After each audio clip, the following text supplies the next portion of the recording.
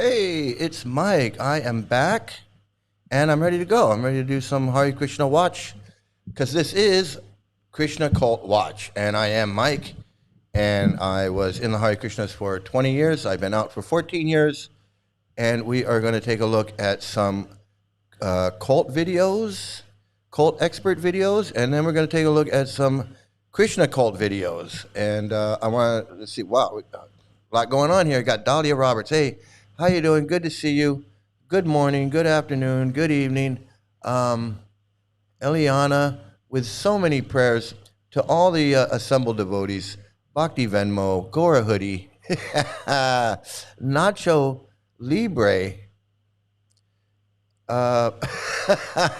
and who else we got? We got,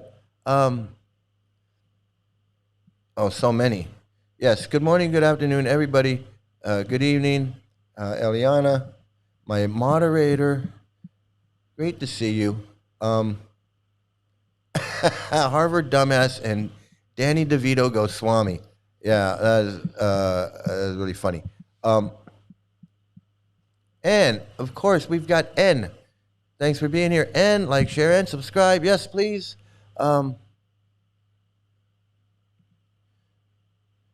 Yeah, I know. I actually was talking to him. I was in his chat. I think it was yesterday, or it might have been. I think it was yesterday, and we were going back and forth. And he's an idiot. He's just a big idiot. And he mentioned something about Mike's or Sangha or something. It just shows you, how these people are. They're so culty and so into their cult, and they can only see the world through their cult, through Prabhupada's books and their cult lens, and just trying to have just trying to explain about pedophilia and child marriage. You can't do it. And I got a video about that, and I'm going to share it right now. But it's insane. Snoggle, good to see you, Snoggle. Ghana, 6781, of course, not 6780. Ghana 6781. Weird Planet, good to see you here. And let's see, who else we got here? No fake human? No fake human. I sure hope fake human is doing good. Lalita Gunga was what? Lalita Gunga was getting at you. Okay, yeah, let's play the opening. I'm gonna have a few words to say about that. Let's get right to it.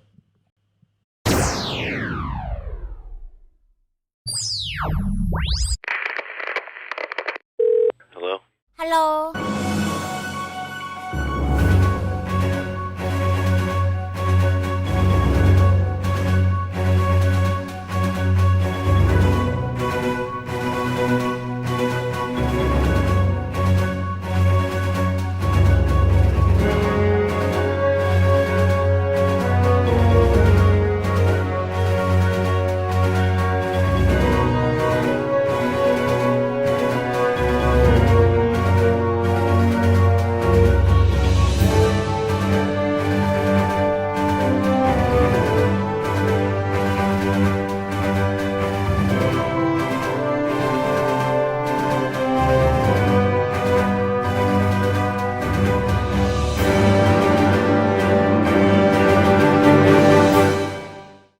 All right. Yeah, I love that. I love that opening.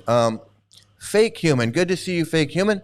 Running after that kiwi, and Jai Kujur going wild. Yeah, absolutely. Yo.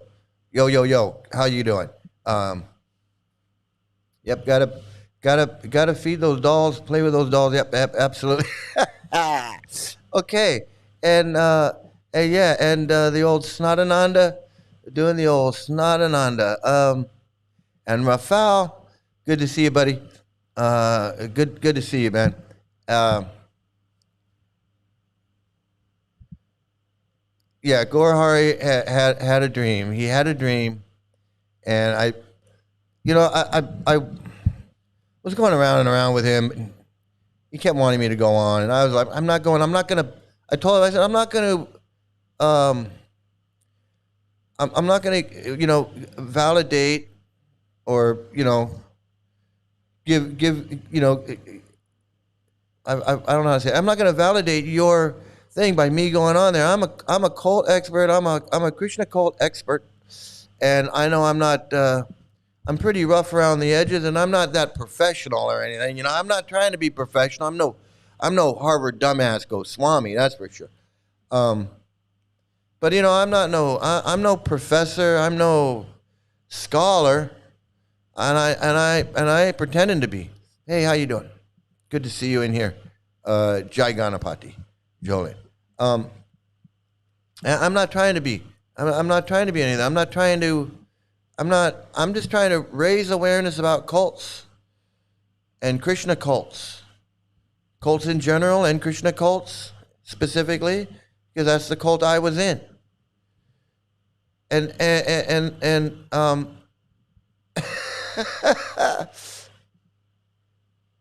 sometimes feel weird when I'm the only one trolling. Yeah, I was the only one in there myself. I was trolling. I wasn't really trolling him. I was actually talking to him, but he's an idiot, But anyway, I just want to say, because I know his people are watching. I know his people watch. At least a couple of them do. And that's the thing, is they don't realize they're in a cult. They don't even know what a cult is. A lot of people go through life thinking they know what a cult is. They know Jonestown, they know Manson, they know Scientology, but they don't know what makes it a cult. They don't know how the cult works. They don't know how they get in your head. That's why people have a lot of misconceptions about who joins cults. It's people that are weak. It's people that are this. It's people that are that. No, it's anybody. It's anybody. And because they don't understand they're in a cult, they don't understand anything about cults. They don't know what a cult is. They think a cult is something, they come and they kidnap you and they take you to a bunker somewhere and they brainwash you and they turn you into I don't know what they think. But they don't know what a cult is. Everybody's got their own idea of what a cult is. It never happened to me. They don't know. People don't know. And people in cults don't know that they're in a cult. I didn't know. I mean, I didn't realize I was in a cult. I thought I was in a 5,000-year-old Chaitanya tradition, Bengali, whatever, ancient. That's what happens. Same thing with Scientology. They don't think they're in a cult. They're like, we're not in a cult. It's Dianetics, and it's this, and it's that, no.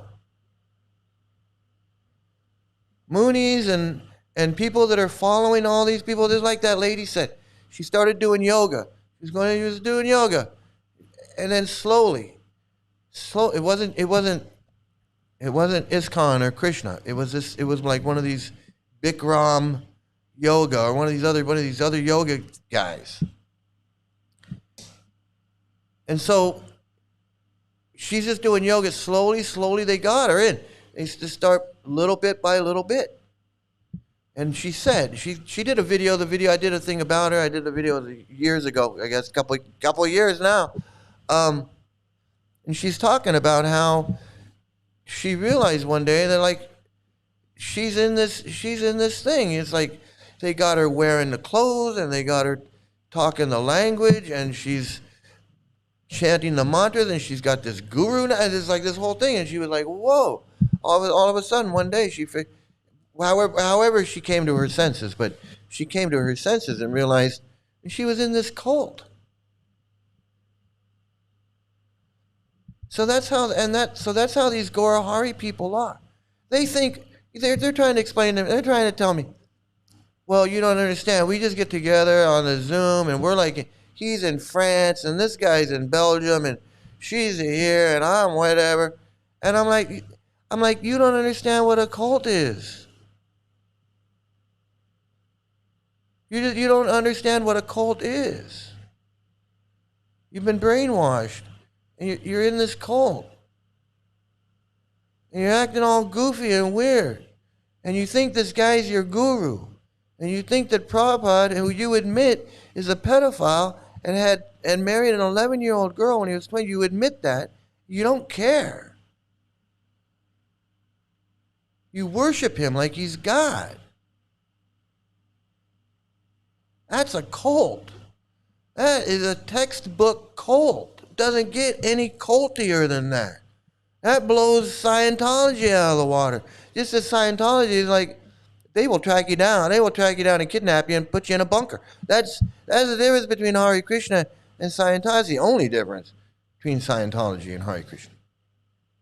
Although Hare Krishna has been known to track people down and shoot them in the head in their van. So you tell me which one's worse. Abusing all their kids in their goddamn Gurukul. All because of this Prabhupada guy. And these people are still in this cult. They're like, well, we're not in ISKCON. First he says, we're not in ISKCON. And then he says, well, basically, if you look at it, we're no different than ISKCON. Well, which one is it? Are you no different than ISKCON? You're not ISKCON? That's what I'm saying. People don't even understand. They have no clue. Their brains are fucked up. Okay, I gotta get back. What have you guys been saying here?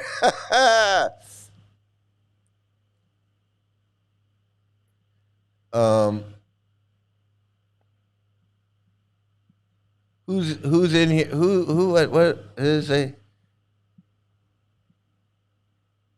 Dagmar? Good to see you, Dagmar. I don't know. You guys are having a conversation. I don't know. This Gura 99. Can you come live with us and present your point of view? Nobody's going live on your pedophile channel. You don't get it. I mean, if somebody here wants to go on your pedophile channel and talk to you pedophiles, I'm sorry. I thought you were the guy. I'm sorry, dude. I thought you were the guy that they said was a troll. You're not a troll? I'm ready to learn from your expertise about cults. Okay, so you're not the troll. Is there a troll in here? Somebody said there was a troll in here. So Gora,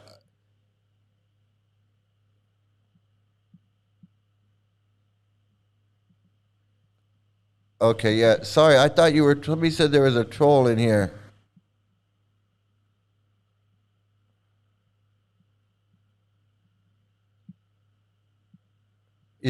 Is Gary in this chat a troll? Is the Gary in this chat?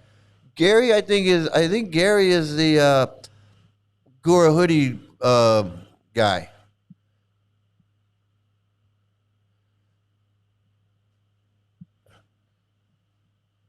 I don't know.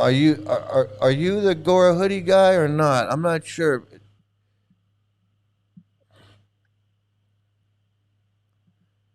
Gora 91 is one of Gora Hari's people. Okay, yeah, that's what I thought. Yeah, nobody wants to go. I wasn't sure. I'm getting all confused. I mean, anybody wants to go in there. I'm not going to go on there because there's no sense. They need to learn they're in a cult, and as long as they're I'm gonna use that guy's terminology.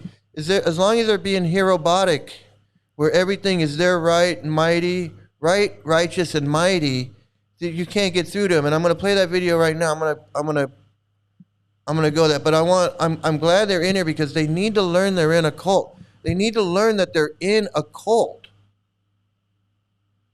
They think that because they're not in ISKCON, or because they're not in Scientology, or because they're not in some Mooney or whatever, and that they're just zooming in the Zoom with these. It's no different than these people that join these multi-level marketing things, and they're by Zoom, and they're doing all their shit by Zoom.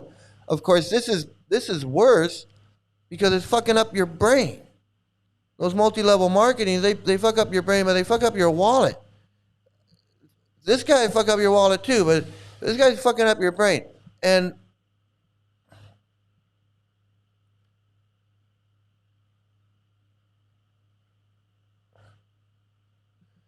yeah, they can come forward. First of all, they need to know that the guy's a scammer. They need to know that the guy, he's not even in the parampara. He doesn't even have a guru. He was never authorized or ordered to be a guru, even though that doesn't matter. I mean, if somebody wants to just be a guru, just be a guru. But at least be honest about it and say, like me, I say, hey, I was never a swami, I was never a guru, I was never a sannyasi. I was an assistant to Yashodanandan Swami for 10 years. That's it. I'm no guru, no swami. But he can't admit it. He's going to say, no, I dreamed that Prabhupada came to me in a dream, and Prabhupada told me, yeah, good going. Keep it up, buddy. That in itself is such bullshit that if you believe that, you're definitely in a cult. I mean, I don't know what to tell you. I just don't know what to tell you. Man, you believe that shit. Yeah,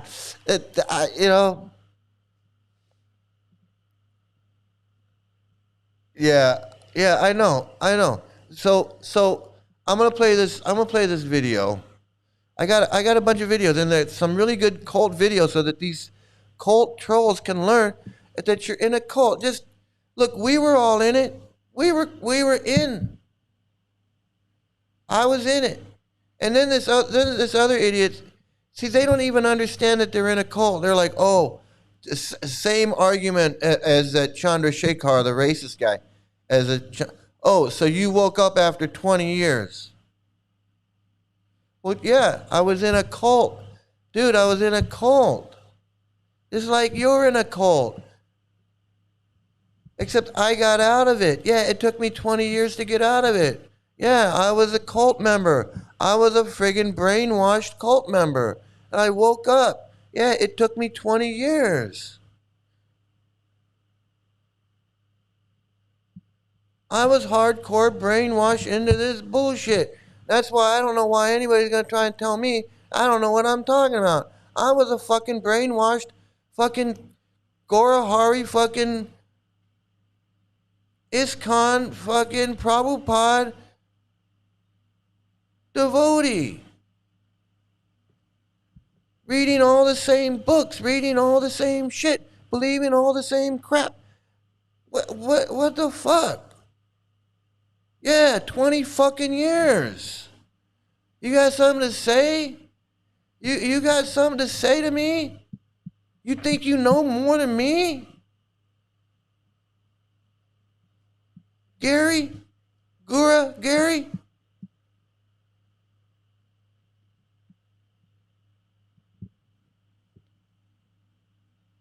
But fucking thank God I woke up just like everybody else wakes up. Hopefully everybody else woke up. Hopefully everybody will wake up.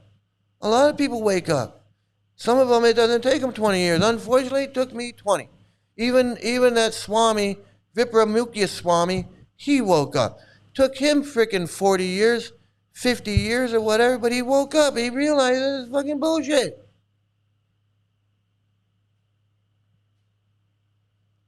They don't understand. That's why they're like, oh, 20 years? What, you just all of a sudden became, and you like, oh, you, yeah, because you don't understand how cults work. You don't understand how cults work. You're still delusional and thinking that this is a 5,000-year-old transition, all that. As long as you're in that fucking brainwashed state of mind, you're not going to understand. You're not going to understand anything. None of it.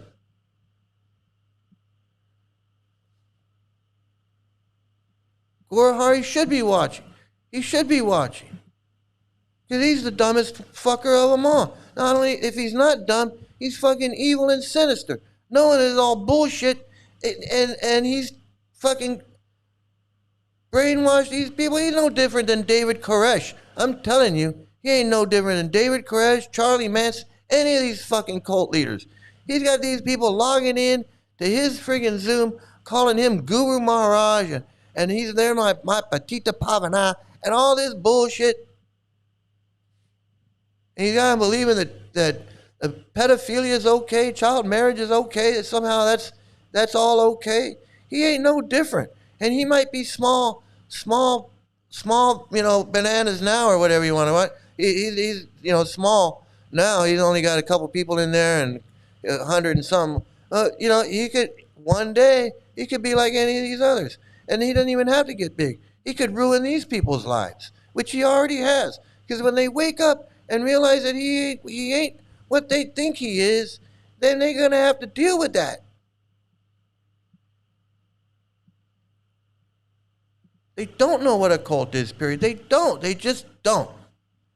They think they do. The cult is something that other people join, like Scientology or Moonies. That's what they think. They ain't got a clue.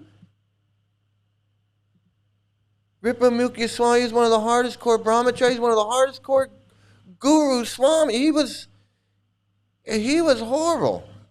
He used to talk shit about Ritvix every chance he got. Talk shit about Ritvix this, Ritvix that, blah, blah, blah. Well, you know what? And then I would say to him, "Oh, what? So you just now woke up and realized that it's bogus?" Yeah, he woke up and realized it was bogus because he was brainwashed. He realized he was brainwashed in a cult. That's how it goes. That's how it works.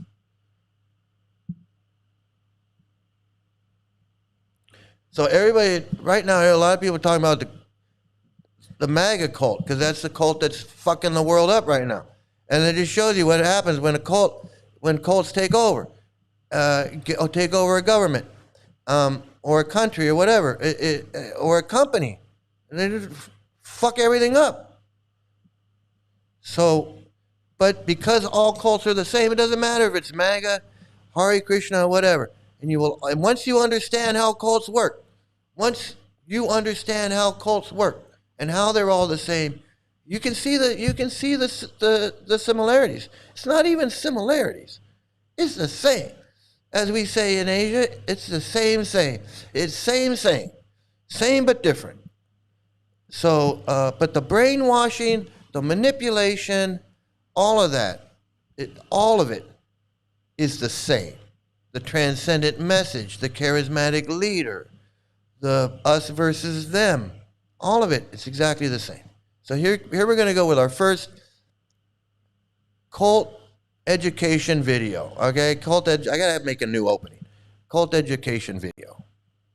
Why you can't get through to a Trump supporter. There's a scientific reason for that. In 1961, psychiatrist Robert Lifton studied survivors of Chinese communist brainwashing. What he found was wild. Cult leaders don't just control what their followers think. They control whether their followers think at all. Lifton called it thought stopping. Here's how it works. The human brain is always scanning for information that might threaten them. So cult leaders preload a response inside of the follower's head. The second a threatening thought appears, a phrase fires automatically, and the brain shuts off before the thought can fully form. Trump did it the same way every cult leader does it. Repetition. Say these phrases every single day. Attach it to fear or anger. Repeat it until the brain does it automatically. Trump said fake news over 2,000 times in his first term alone. Not because he believed it, because he was programming a response. Trump preloaded 4 of these phrases into each of his followers. Fake news, witch hunt, deep state, TDS. These are their 4 programmed responses. You spend hours building an argument, gathering sources, collecting evidence, making your case. And a Trump supporter kills it with 2 words, before your argument even registers in their brain. Lifton documented this same technique in every cult he ever studied.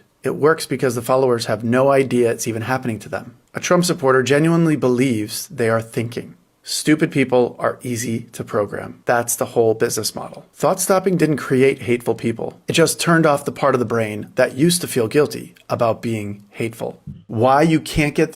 Okay, so, and I think about, I'm going to use these Gora Hari followers, these friggin' idiots that they can't understand that child marriage is wrong. Because Prabhupada did it. Because Prabhupada did it, it's automatically right. They can't They just stop. Even though they know it's wrong, it's always been wrong. They've been brought up that it's wrong. It's always been wrong to them. But now, because they're under this sacred assumption, the transcendent message, the charismatic leader, all the brainwashing, everything that goes into everything that the cult is, it's got their brain so that now they don't see it as wrong. They don't even consider it wrong because they just stop that thought from it. No, Prabhupada's pure devotee. No, it's cultural. No, it's okay. It's Vedic. It's Vedic, Prabhu. It's aparad. Don't be offensive, Prabhu. Prabhupada's a pure devotee, Prabhu. You're not even allowed. You're not even allowed to question or think. Those thoughts don't even get into your head. What do you mean there's a demon head? Don't be offensive. Oh, okay. I'm not. I already know. I already got that programmed into me because I've been hearing that from the very beginning. Because you hear the same shit. The same shit that's in Prabhupada's books is the same shit that they lecture in the temple. It's the same shit that's in the video. The same shit that's in everything. It's the 4 regular principles of chant Hare Krishna. It's 16 rounds. It's don't be offensive. There's 10 offenses to the holy name. You got to be surrendered. It's the same shit over and over and over and over and over again. So when I'm trying to explain to them that it's pedophilia and it's child marriage and it's wrong and all, no, it doesn't even get through. You can't even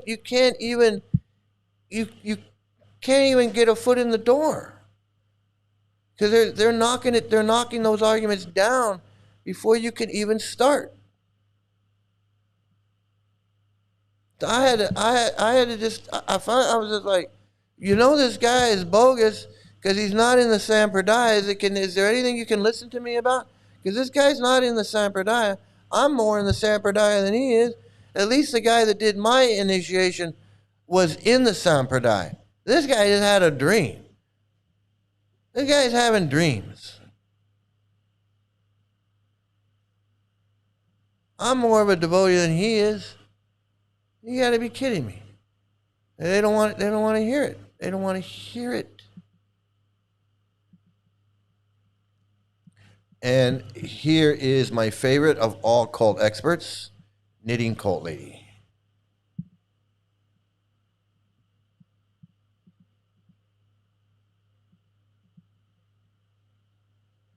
Oh.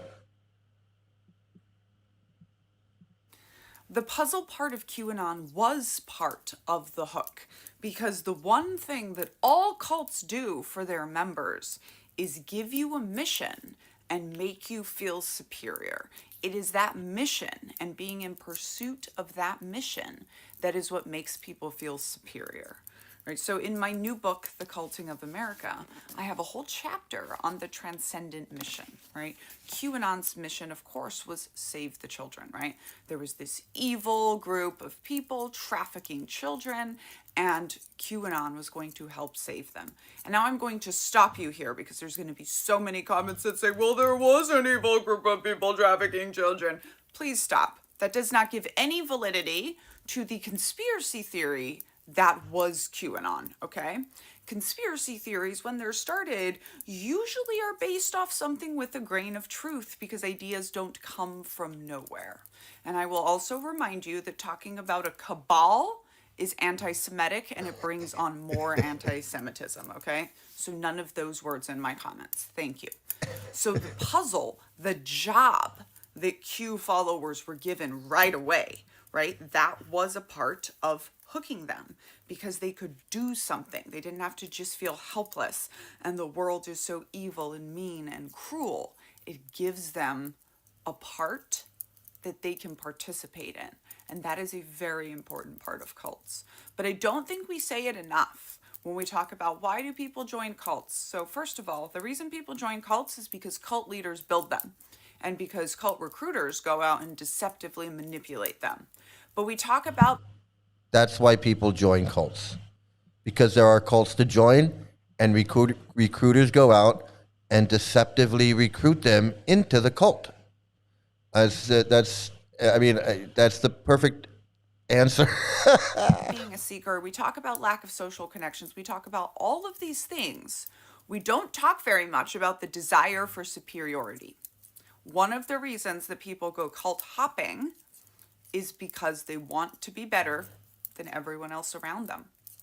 And having secrets helps you feel better than everyone else around you. And so almost every cult is promising a secret. And their secret is the answer that is going to solve big problem in the transcendent mission. And usually you have to move up the path toward freedom. I talk all about the weaponization of secrets and lies in my new book, The Culting of America. You can get copies attached here or listen to me read it to you anywhere you get your audiobooks. The puzzle. So yes, the superiority, the feeling, the feeling that one is on a spiritual path, that we are on a spiritual path, and everybody else is a karmi, and they're just in that degraded material life, just satisfying their senses with no understanding of higher concepts. And of course, us devotees, we understand the higher concepts, the giggling and laughing and the ecstatic symptoms of Mahabhava or whatever the fuck they want you to think it is. So you can feel better. We're better. We're better than Mike and those guys, and we're better than the karmis, and we're better than those Christians who worship Jesus, and we're better than the Jews, and we're even better than the Hindus, because we're the white super Hindus, right? We're the white super Hindus, so we're even better than the Hindus, and we're better than everybody. We're better than everybody because we show ecstatic symptoms. We're better than ISKCON. We're better than Narayan Maharaj. We actually understand. We understand the secret. We understand the real transcendental bliss and transcendental understanding, because not everybody can. Why do people join cults? Usually because they're looking for answers and meaning.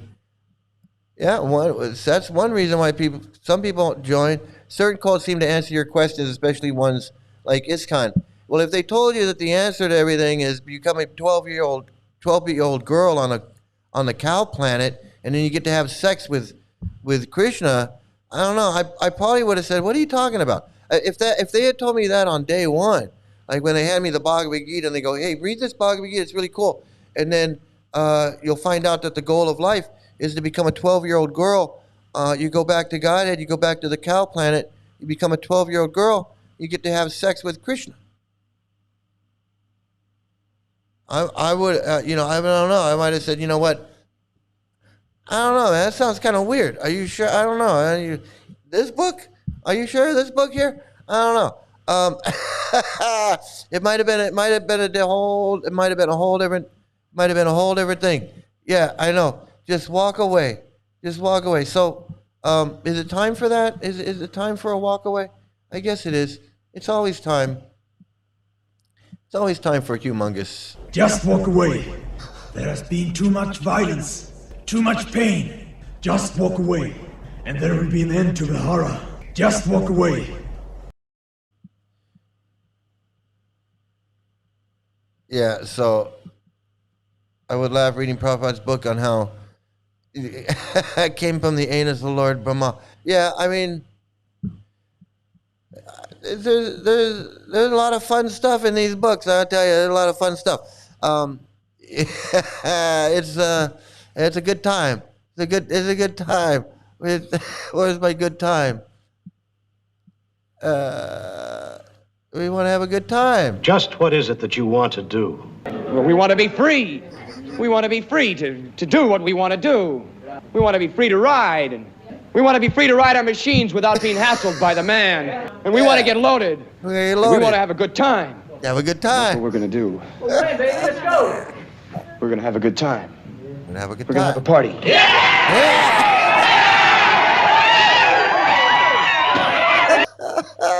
yeah, we're gonna have a good time. We're gonna have a good time. Okay, let's see. Okay, so we got her down. We got this guy. This guy is really good too. He's a psychologist, psychiatrist, and he specializes in cults too. He's not. I wouldn't call it. Well, he does. He works on cults. But he's really good too. Here he comes. Here he comes. I love when one of my videos hits because that way I get to hear from a lot of people about how they're thinking about how to roll trolls and stump Trumpists. And I hear the same messages over and over in three categories. In the beginning, there was a lot of reach out to them, connect, try to understand them, give an inch and they'll give an inch back. I hear less of that these days because that doesn't seem to be working. The other thing you hear is the advantages of debating them or pointing out this or that, the Epstein files, Iran war, whatever is going on in the news, that you need to nail them with facts. You get that version of things still, though less of it, I'd say, than another thing, which is debating doesn't work and you can't reach out to them and try to connect with them because if you give an inch, they'll take a mile. And so the solution, often presented proudly, is just don't talk to them, ignore them. So that's the problem that we find with cults is that someone who's in it, like Paz's brother, right? You can't debate them because they don't understand. There's nothing to really debate them because they're in an information loop where everything's coming from Prabhupada.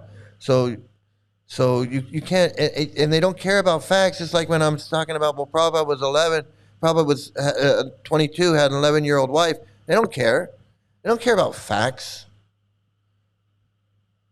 They don't, so another thing is like, well, let's ignore them. No, we can't ignore them because they do too much harm.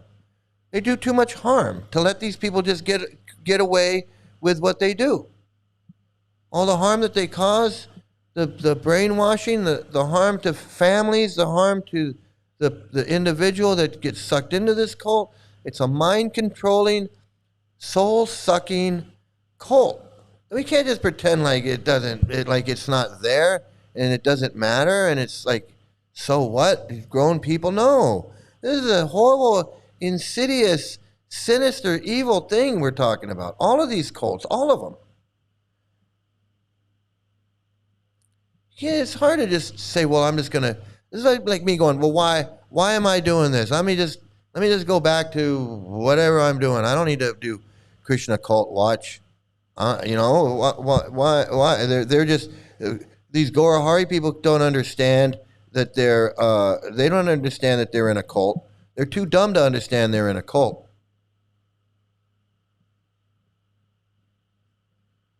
They're too dumb to understand they're in a cult. They act, and he's going to explain how they act. So all you stupid ass Gorahari followers that are in here watching, you're going to learn. Maybe you will learn something. Because I know you don't want to listen to me, so I'm going to show how you can listen to the cult experts explain why you're so fucking stupid and why you fucking are stuck in a cult. If we all did that, then it would suck the oxygen out of the room and they'd get over themselves. None of those strategies have worked very well, and I don't blame that on the strategies. I think each of those strategies has its place. They're wonderful tools to have in one's repertoire. The reason that they don't work is because you're dealing with absolutists. An absolutist has only one goal, which is to make sure that nothing works. That's it. They're absolutists, and their one goal is to make sure that nothing works, that nothing gets through. Their one goal is to make sure that you can't get through to them. That's why it's like, well, he was a pedophile. No, pedophilia is okay. Well, he's child marriage. Well, child marriage is okay. It's part of the culture. He's a pure devotee. It's okay that he did that. Everything you try to bring up of that they're in a cult and all these things. They're working 100% working against it. They're going to make sure that nothing gets through. Nothing. Zero. So I'm not at all surprised that those don't work. And I have been proposing something else. There seems to be a sense that there's a false dichotomy. Either you debate them or you ignore them because they're not worth talking to. As I say, that one's often presented with a certain pride, like I wouldn't stoop to talking to these people. They're incorrigible. Yes, they're incorrigible. Yes, don't fight with the pig. You'll just get dirty and the pig likes it. But sometimes you have to fight with the pig and you will get a little dirty. Yeah. Sometimes you have to fight with the pig, and sometimes you will get sometimes you will get a little dirty. I mean, you can't, if you're trying to save someone from drowning, you might get a little wet. That's the way it goes. I mean, and the pig will like it for a while, and the question is, can you disappoint them? I'm trying to figure out how to disappoint people who have gone hero-botic, people who have gotten addicted to playing hero, robotic. Addicted to playing the hero. That's what these gurus and these Hare Krishna devotees, and he's gonna explain. We've been there. Each and every one of us has been there. We were in the cult. We know what it's like to be that heroic hero bot. I know what it's like. I know what it's like when I was preaching to my nephew, preaching to people who would ask me questions about Hare Krishna, and I could answer all their questions. I could answer everything.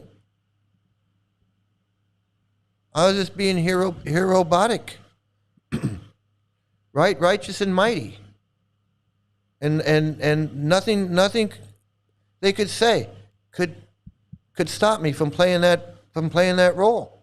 We've all been there. Rafal, Eliana, me, Ghana, anybody. Don Pearson. Hey, Don, how you doing? Everybody. We've all been just like these Gorahari people in his room. We've been there. I mean, I was assistant to Yashodanandan, and Rafal was assistant to Bhakti Vikash and Indra Yumna. You think we don't know what this Gorahari, what a scammer this Gorahari is? You think we don't know?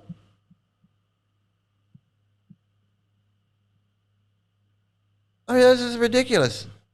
It's absolutely ridiculous. That is, they're not paying any attention to reality or context or any of that. They're just getting off on feeling heroic. And they have mastered the art of rationalizing, moralizing, making up excuses for anything they do or anything that happens. It all proves them right, righteous, and mighty. That's exactly. Just like when all of you guys were in his chat. He was right, righteous, and mighty, no matter what anybody said. So, no, you can't debate them, but also I don't think we can ignore them anymore. I mean, how has that worked out for all of us? I understand why we would want to. Plenty of us are conflict averse. And therefore out of practice. We're not good at conflict, and so we'd prefer to just win outright, and if we can't win outright and we have to engage with difficult people, we'd rather just not. I don't see that as a badge of honor. I think it shirks our civic duty to do that. So I'm not into that strategy. But I have been pitching this fourth alternative, and so I'll describe it again. You love them to bits about the things you love about them. And you recognize that they've gotten addicted the way any of us could. Try to remember a time when you got addicted to that sense of heroism. It could have been when you fell in love at one point or another. Or it could have been that you found an idea that you really resonated with. Or maybe you joined a cult. Or maybe you feel that fervor when you're in a religious situation. It's a standard thing. Humans do this. If you haven't done it at least once in your life and been sobered out of it, you've missed out on one of the difficult treats of life, which is that it's kind of fun to fall into that hero-botic feeling, to feel like you've been granted eternal life. I define that as the romantic impulse in all of us. That is, the dream of happily ever after that lives in all of us and cannot be met by reality. So you love these people to bits. You don't pretend you're superior to them because you would never fall like that. You don't deny that you have differences of opinion. That's not the issue. I think you really don't want to debate them. What you want to do is expose that they have gotten herobotic.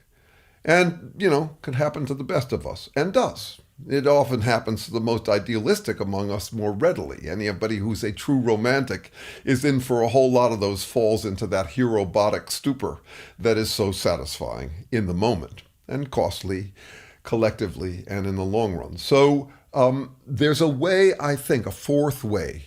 No, you're not just mollycoddling them. You're not just humoring them and pretending that they're right about things, giving an inch so that they'll give an inch back. That's not working with these people. Nor are you debating facts with them. Good news for you, because it means you don't have to bone up on all of those facts in order to steel your loins for holy war battle with them. And you're not doing that proud thing where you say, debate or engagement with such people is beneath me. Their egotism is beneath me. No, what you're doing is you're tenderly, realistically, honestly connecting where the connecting is good, and being very blunt and direct about how this is an intervention.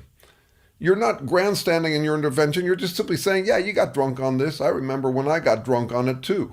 In fact, it relates to what I call inverse projection, which is where you say, no, I can totally relate to where you are.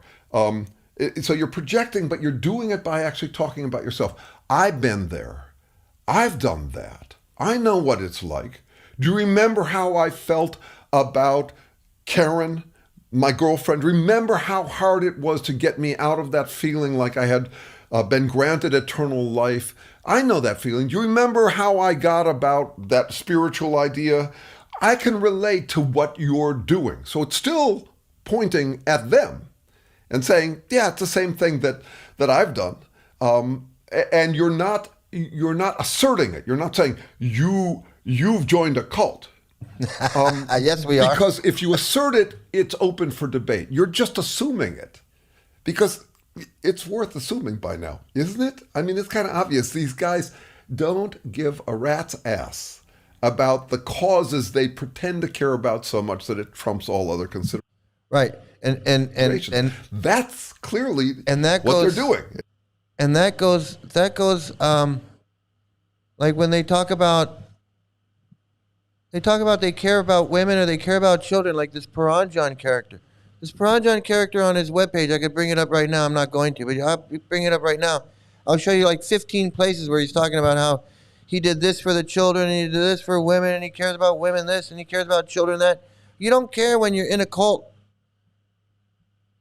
and actively promoting this cult and this book and this pedophile, this Prabhupada character who had an 11-year-old wife and wrote about it in his books and taught it to his disciples and wanted that for his movement, and puts these children, separates their children from their parents and puts them in these concentration camps and harms them.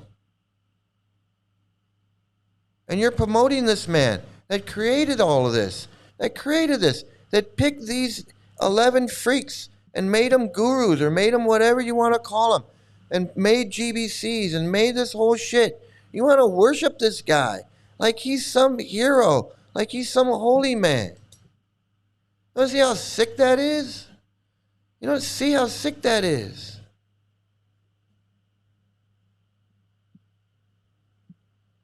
Is this idiot still in here? You're a double idiot is what you are. That's what you are. You're just an idiot.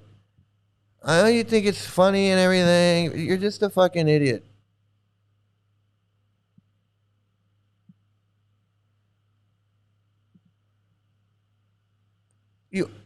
You're a troll. You're a troll because I see you in there and you call this guy your Patita Pavana and he's your Guru Maharaj. I mean, how stupid is that? I mean, it's just so stupid. And child marriage is never okay, no matter what. And no matter what. And Gary has no problem with child marriage.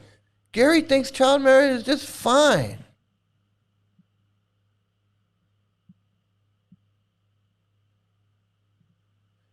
The Hare Krishna cult has an answer for everything, a reason for everything. They're herobotic. They're herobotic. They can't, like, they're so herobotic that they can't even look at child marriage and say that it's wrong. They got to say, no, it's okay, and it's this and it's that. They can't. They just can't do it. It's amazing. It really is.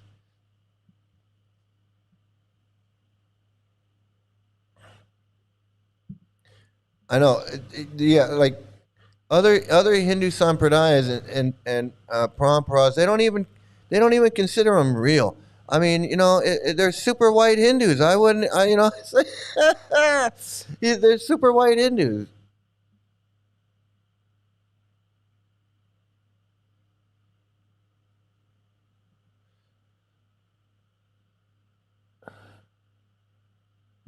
Yeah, Chaitanya just created his own thing. It's not.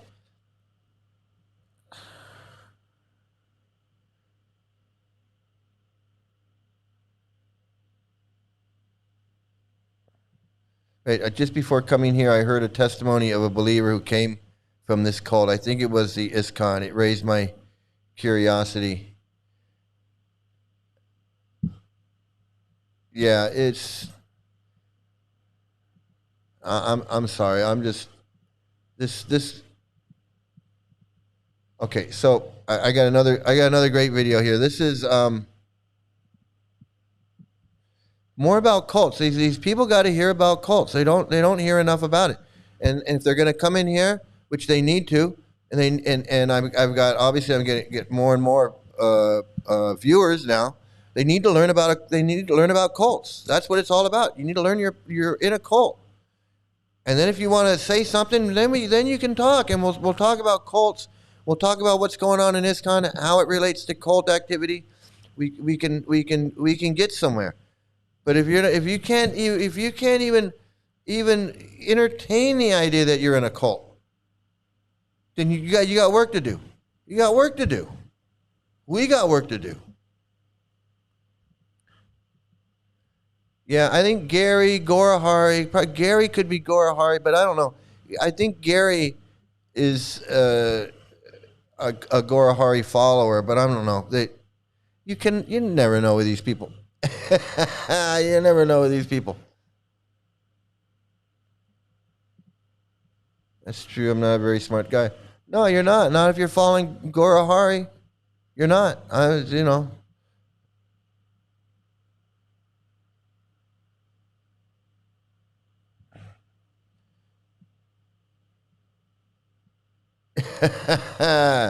Yeah, there it is.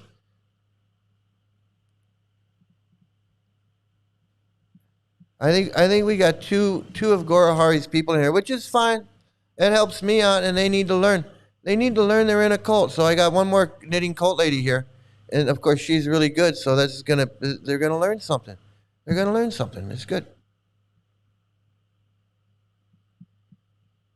Let me see. So denigrating the stories of cult survivors and saying that we shouldn't listen to them because they are biased is a really old tactic. It comes out of the 80s and 90s, what we call the cult wars here in America. And this is what is basically being said in this comment. So yeah, so this is where the idea "don't listen to cult survivors because they're biased" comes from. Back, and she's going to explain it, but that's how you can see how they come in and they want to say the Dagmar story. Oh, she did, this person, that person, these people on the internet, especially now that anybody can just tell their story and go and create a YouTube channel or a podcast or a Substack or a blog or a web page or whatever, and they can tell their story, which you couldn't do that 30 years ago, and now people can do that. And so it's even more attacking victims even more. Even, like when I speak out to my channel, oh, Mike this and Mike that. Mike's bitter. Mike's attacking this and attacking that. Or his daughter, what happened with your daughter, this and that, wanting to weaponize the abuse, so much nonsense. And so that is a cult response, started back in the 80s, 70s and 80s. That I'm talking about North Korea as a cult. And I understand that people get upset when we talk about nations as cults because they think it's so much worse than that, right? When a cult gets the military, it usually becomes a totalitarian nation. And North Korea is one of the textbook examples. But the thing about me as a cult baby turned scholar is I never have only looked at the textbooks and the experts to define what makes something a cult. I listen to survivors, especially the ones who were born and raised in it. And I think it's a very, very crucial part of cult studies. So much of what we know about cults came out of the 80s and 90s during the cult wars, when we said, don't listen to cult survivors, they are all biased, which is exactly what's being said here. By the way, the idea that there is a media circuit for memoirs is a stereotype that is from the media. So you are critiquing me for stereotyping while you are writing off the stories of survivors with a stereotype that is not real and does not exist. As someone who, published a really, really big mega memoir. Yeah, no such thing as the media speaking circuit. There's an evangelical speaking circuit, and if you want to talk about that, you should be very specific, but that is not where these memoirs are finding their places. I happen to be very, very familiar with stories of those who grew up and escaped North Korea, because when I was trying to publish my memoir, which didn't have a lot of memoirs to compare it to out there, the memoirs of people like Yunomi Park in her book In Order to Live were the comparisons that I used, because these are very similar. So it is always important when we talk about the things that we know about cults out of North Korea or out of China, for example, which is a lot of the things that we know about cults, to understand that there's a lot of anti-Orientalism and problems in cult scholarship, because most of it was done by straight white men at a problematic time in our history, which is probably all of the times in our history, right? But again, this is why we go to the accounts of the survivors, because cults are always the same. And so we can always see the patterns in the accounts of survivors. So stay tuned. I will be doing a series on those who have escaped North Korea and the things that we know about it being a cult. And once again, I'm going to finish this video with the message that we are not going to listen to survivors of certain things because they're biased is really gross and has been really, really harmful and problematic in the past. Thanks so much. Stay tuned. So they want to say, oh, Mike's got a group of disgruntled. There's a group of disgruntled devotees, ex-devotees or whatever, that get together and they just bitch and moan and talk shit about ISKCON and talk shit about Krishna and Prabhupada. No, we're survivors. We're survivors of this cult. Our stories are important. The stories that we have are important. They're the ones that cult experts want to hear. These are the stories that they study. The stories of survivors. How else are people going to learn about cults? The cult's not going to tell the stories of what happened. No. Who's going to tell our stories if it's not us? People are going to go to the temples and read Prabhupada's books and go right in there and not even know that we exist and that we have stories to tell. And then when we tell our stories, they want to say, oh, they're biased, they're bitter, that didn't really happen, didn't happen that way, exaggerating, out of their minds, crazy, misremembering.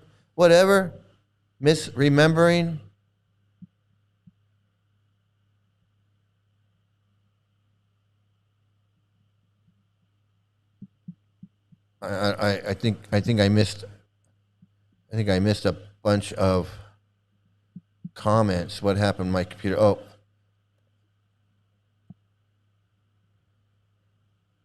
Yeah, sorry guys. I'm just trying to get caught up. Gary, you still here?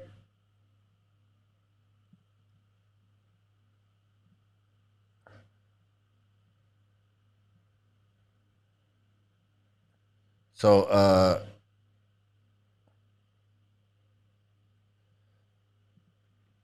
yeah, Prabhupada, the things that Prabhupada's promoting in his books is not good stuff. I don't know. These people act like they just ignore this stuff about women like to be raped and women have small brains and black people belong in the jungles and black people are ugly and on all of this stuff, along with child marriage and pedophilia, and they just want to pretend like he didn't say any of that stuff, and he's some kind of holy man.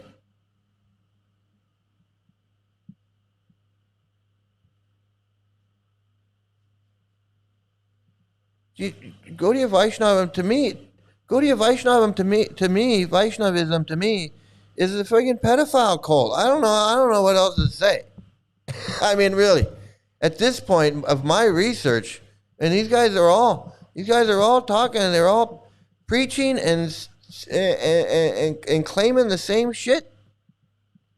They're all claiming the same shit. I don't know what to say.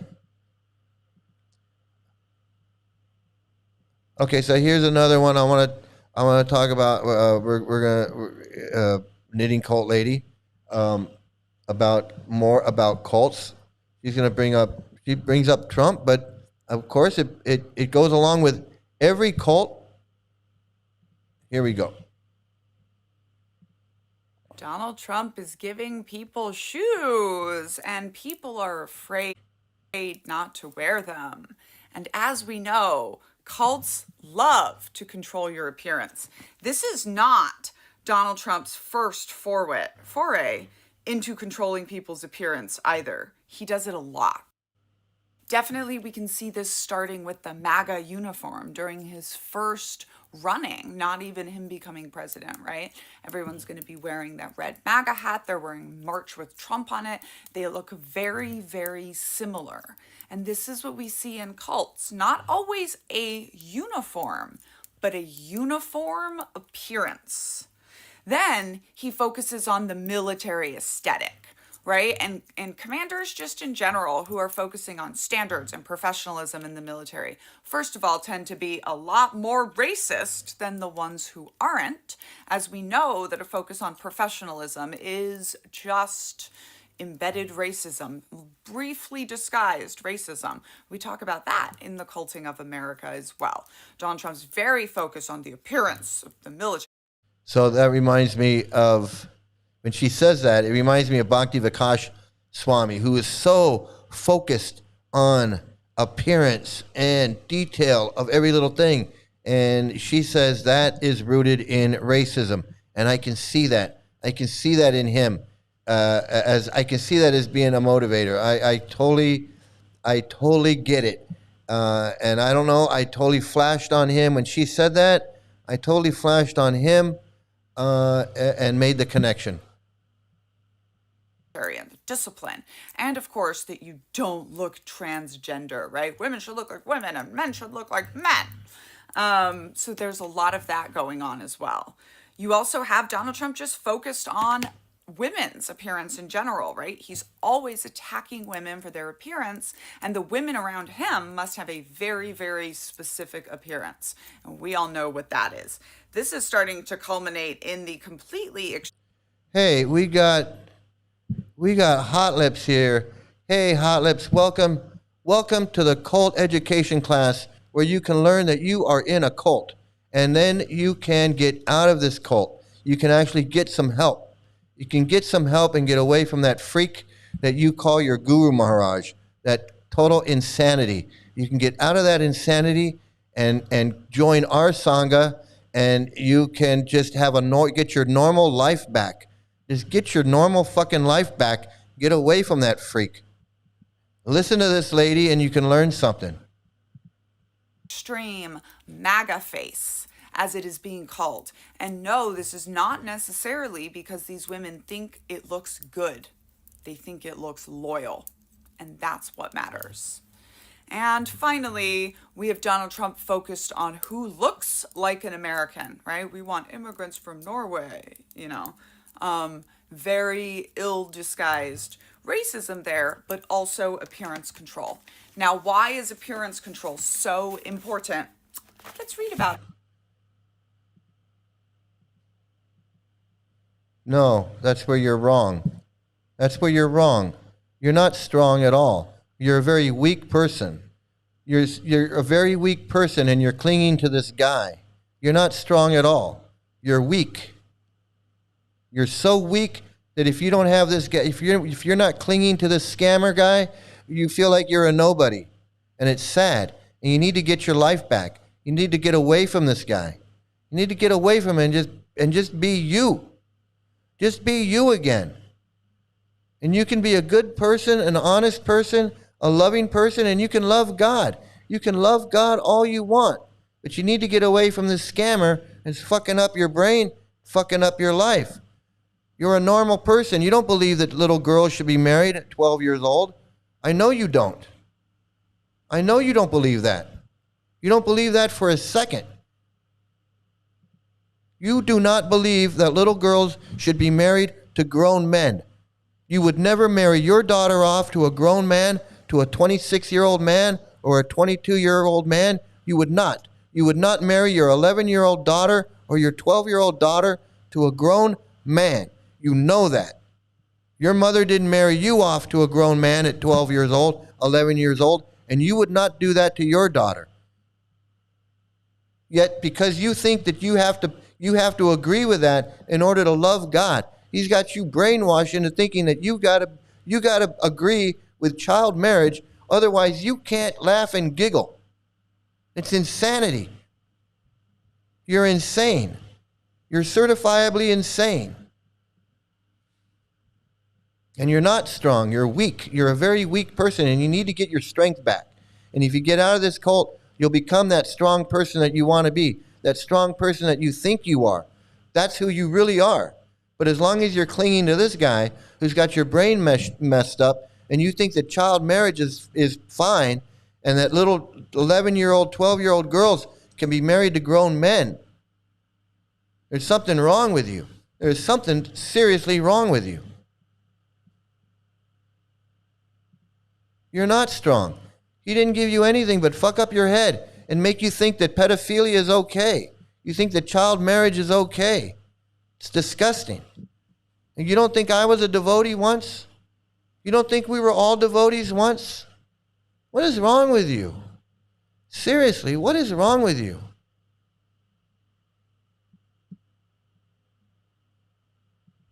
No, because you're not a real devotee. You don't know how to be a real devotee.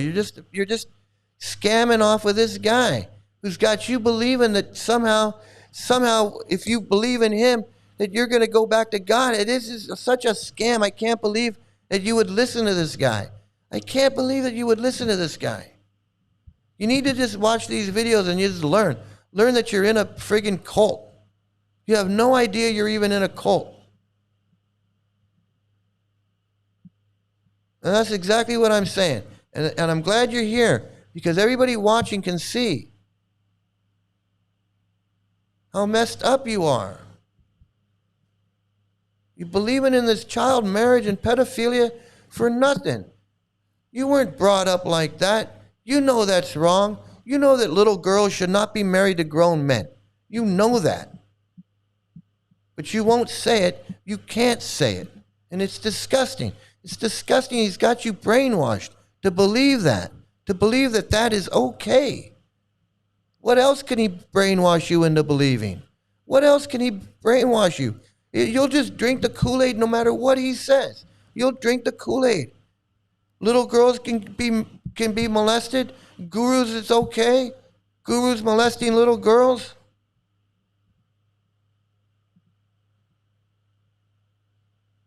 Huh? You going to answer my question? You going to answer me about the little girls? You think it's okay little girls can be married to grown men at 11 years old? Is that what you think?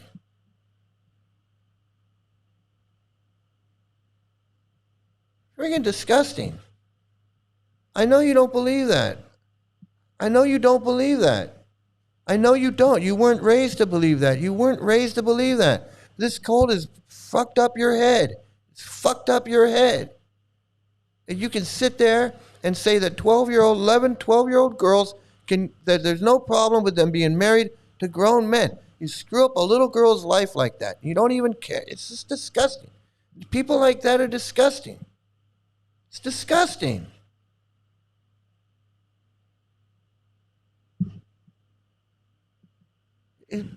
I swear, it make me want to fucking throw up.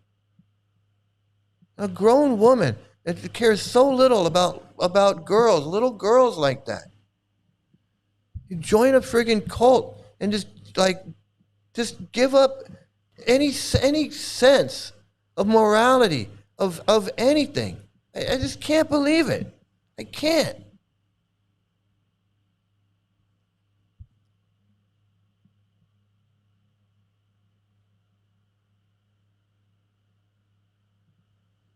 I know. She's never been in ISKCON. She's never even lived in a temple or been around devotees to know anything. And she's going to sit there and think that she's laughing and giggling and crying. Do you believe that? She thinks that she received Krishna Prem. I received Krishna Prema from him. You guys are so stupid. She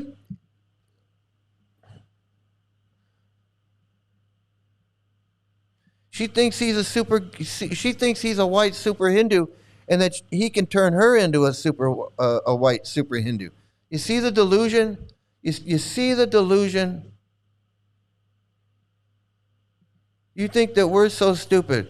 We've spent more years in Hare Krishna chanting and reading and learning and Harinam and Sankirtan and all of that. More years than you can even imagine, Lalita Ganga. And you're telling us we don't know what we're talking about. Can you imagine that? Can you imagine the arrogance? The white super Hindu arrogance. The white super Hindu arrogance. She thinks she's so advanced and she's on such a high plane, a high level of Krishna Prem. She's got Krishna Prem. She's Rupanugin. She's Rupanugin, man. You know, like when you Rupanugin. Should I put my hoodie on? Let me put on a video. Let's watch a video, and I'm going to put on my hoodie.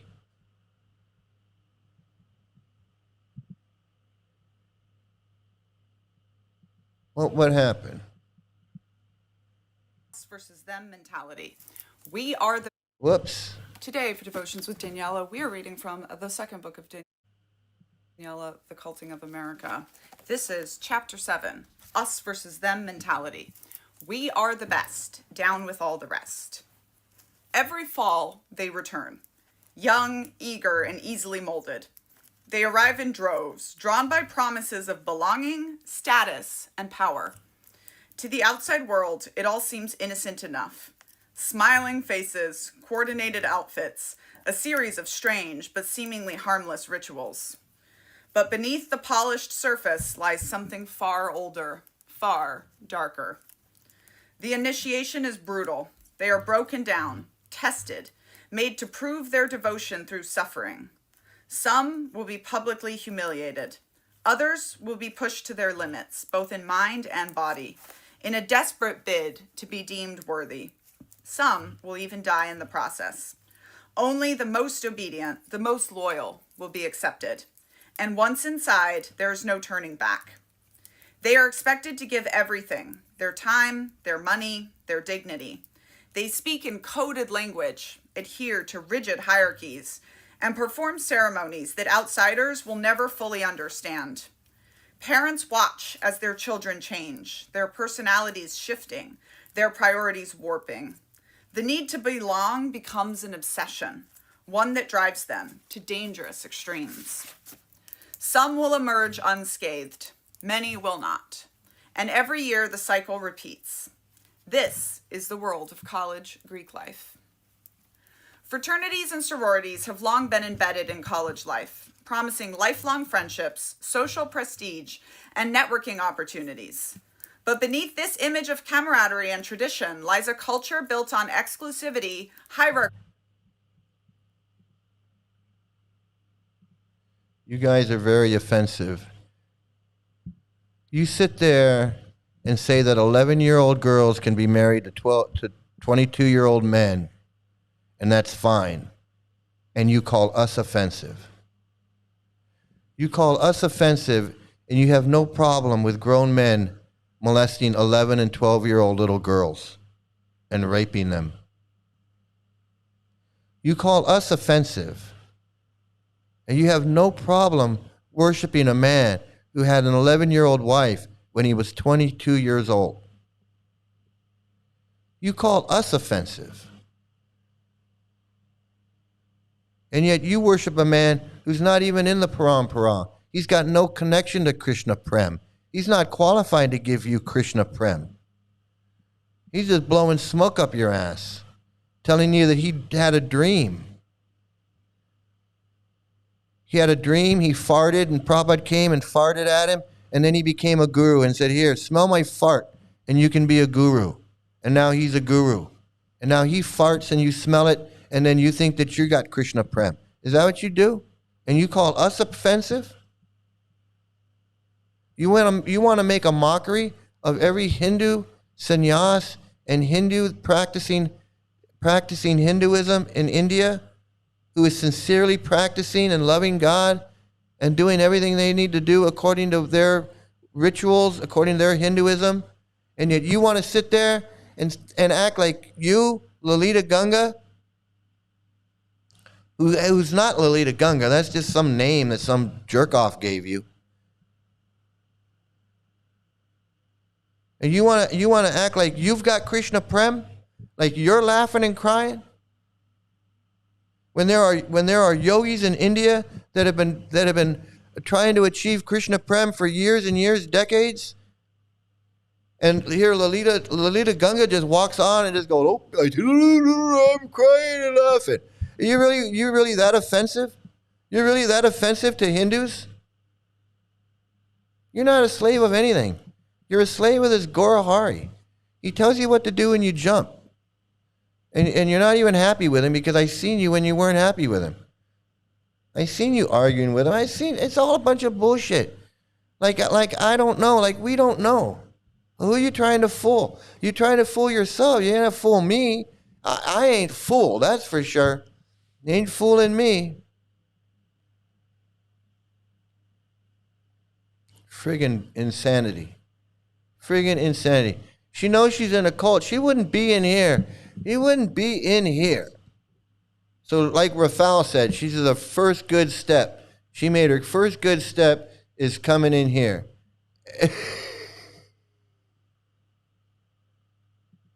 Yeah, no, you're in a cult. You're in a dangerous cult. And just like the cult experts say, anybody who's talking and goofing around about how they're in a cult, you're in a cult. Yeah, you're in a cult, all right. You just think it's funny. You just think it's funny. And one day, what's not going to be funny, I'll tell you right now, Lalita Ganga, what's not going to be funny is the day when you do wake up. The day you do wake up and you see that he's been scamming you for years, 8 years now, he's been scamming you for 8 years.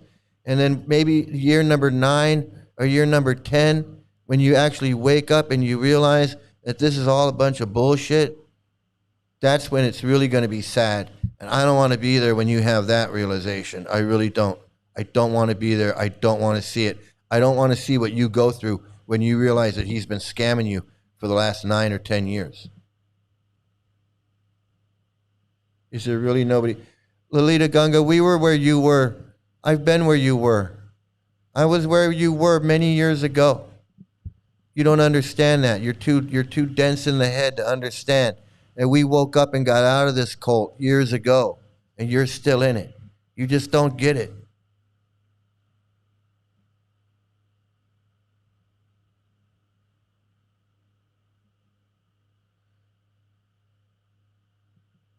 You and Noodles have realized, I can see Noodles' reaction in Gorhari's life. I can tell she's disagreeing with a lot. Yeah, this child marriage shit, though, they all know that this child marriage is wrong. And Lalita Gunga knows it's wrong. Lalita Gunga wasn't married at 11 years old. And Lalita Gunga knows that she would not want it to be married at 11 years old. And Lalita Gunga knows that she wouldn't want her daughter married at 11 years old or her granddaughter to be married at 11 years old to some guy, some old man like me taking your little 11-year-old granddaughter off. You know how disgusting that is? It's so fucking disgusting, Lolita. I can't believe it. I just can't believe it. We are here because we were all cheated by this cult. Many of us had friends committing suicide. So many. I knew 3. Janardana, Jagjivan, and Nrsingananda's son all committed suicide. And Punyatma died in a fire because he was living in a rundown crack house. One of these $6 a night hotel crack house places on Venice Boulevard. He was living in there because that's all he could afford. Because he was a bum, he was a nothing. And he died in that apartment building. There was a fire in there. And he died, and another devotee woman was severely injured. She lived, but she barely got out okay. Her name was Mother Grace, and she was initiated. I don't remember her initiated name. And Subhuti lived in a truck across the street from the LA Temple. He died. He got shot by the Culver City police. He walked into the police department with a gun, with a loaded gun, and they killed him. That's how many people I know from this Hare Krishna movement. Radhakunda died in Vrindavan. And Lalita wants to come in here and act like I don't know what I'm talking about. I had more people die. I've known more people that have died in the Hare Krishna movement than she probably knows.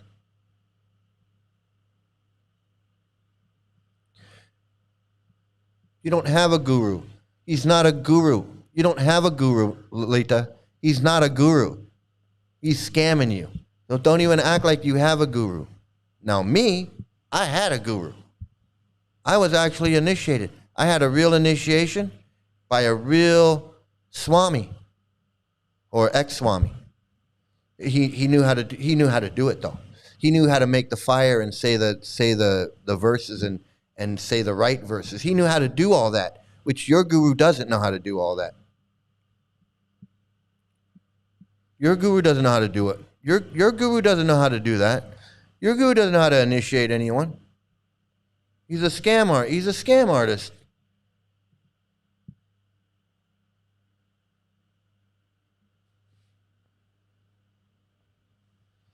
So anyway, well, we got a live one in here. She's on her road to recovery. Hopefully she'll learn something and she'll get over swaha.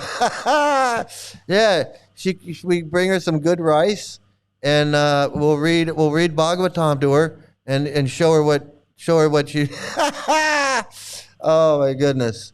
Oh man. Okay, so now we're gonna get to Lolita, you're still here? We're gonna get to we're gonna get to this part. Where is it? Now it's time for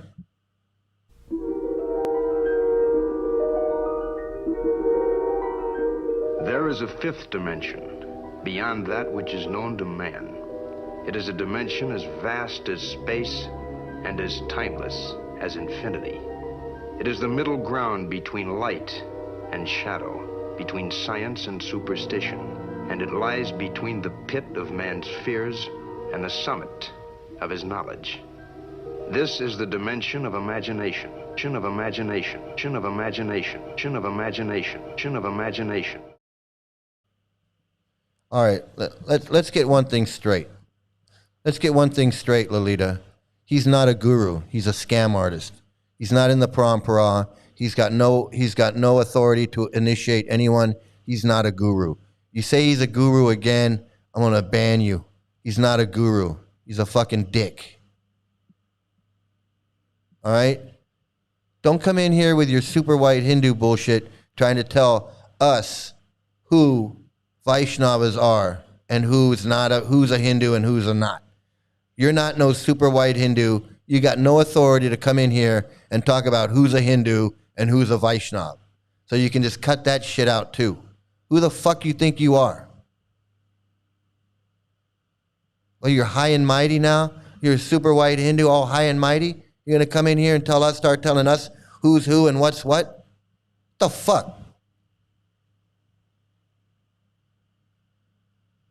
You don't have a guru. Then you just shut up. You shut the fuck up. Where's my shut up? I got a new one. I got a new one. Then let me get it.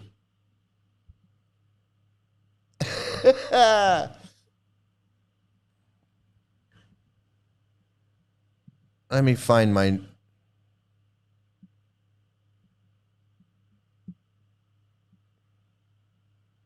I don't have it. Here it is. Shut up! Shut up! Shut! Oh, I gotta fix it. I gotta make it louder. Hell! Shut up! Shut up! Shut up! You don't laugh and cry. You're full of shit. You don't laugh and cry at all. You're full of shit. You don't do that. You don't have a guru. You don't have a guru, and you're not laughing and you're not crying. You're not fooling anybody. You think we believe you when you do that? You think we believe you? Come on. Come on, Lolita. We're not as dumb as you are. I'm sorry, but we're not as dumb. We're just not as dumb as you are. We're not as dumb and gullible as you are. So just stop, okay? I mean, seriously. You seriously gotta just stop. You're making a fool of yourself now. You know what? You're like this. This is an example. This is just another example of another scammer, faker, like your fucking guru, like your fake guru, Gora Hoodie. You see, I got my Gora Hoodie. I can talk like him. I can talk like Gora Hoodie. Hey, yeah, man. Gonna do some Rupanuga, man. We're gonna do some Rupanuga, and we're gonna do some ecstatic symptoms, man. Because those guys in ISKCON, they couldn't do it, man. They couldn't do it. I chanted in ISKCON for 20 years, and there was no ecstatic symptoms, man. It was just so dry. It was dry chanting. It was just rituals and chanting.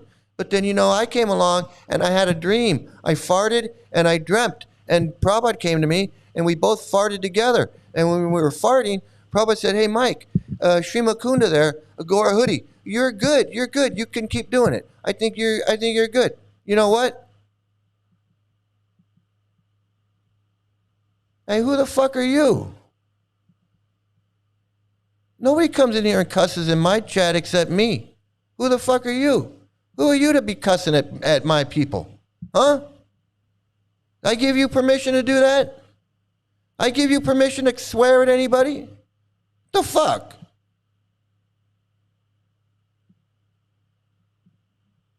You fucking think you are? Fucking piece of shit.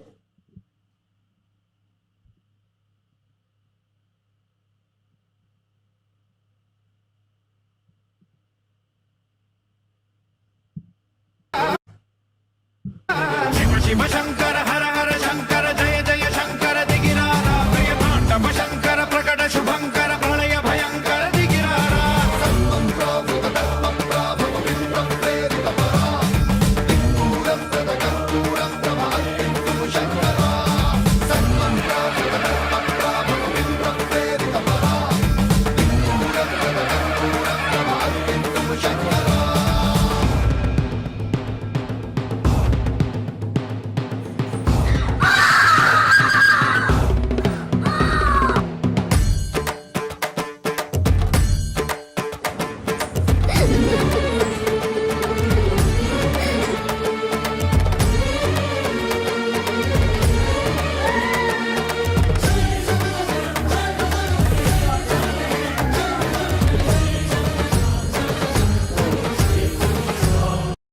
See, Lolita, you're not the only one that can fake it.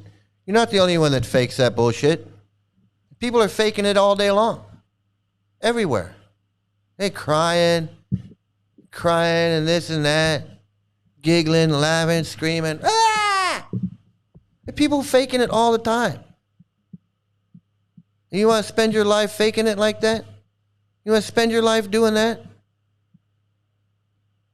Thinking that got Krishna Prem, man. It's Krishna Prem. We're going to do some Rupa Nuga, man. We're going to do some Rupa Nuga, man. And then we're going to do a little Rupa Nuga, a little Sanatana Dharma, man. A little Varnashram, man.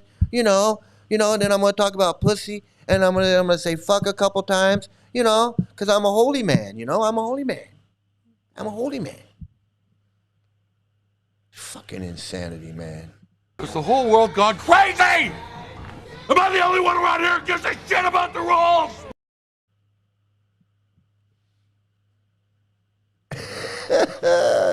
Oh man, isn't that something?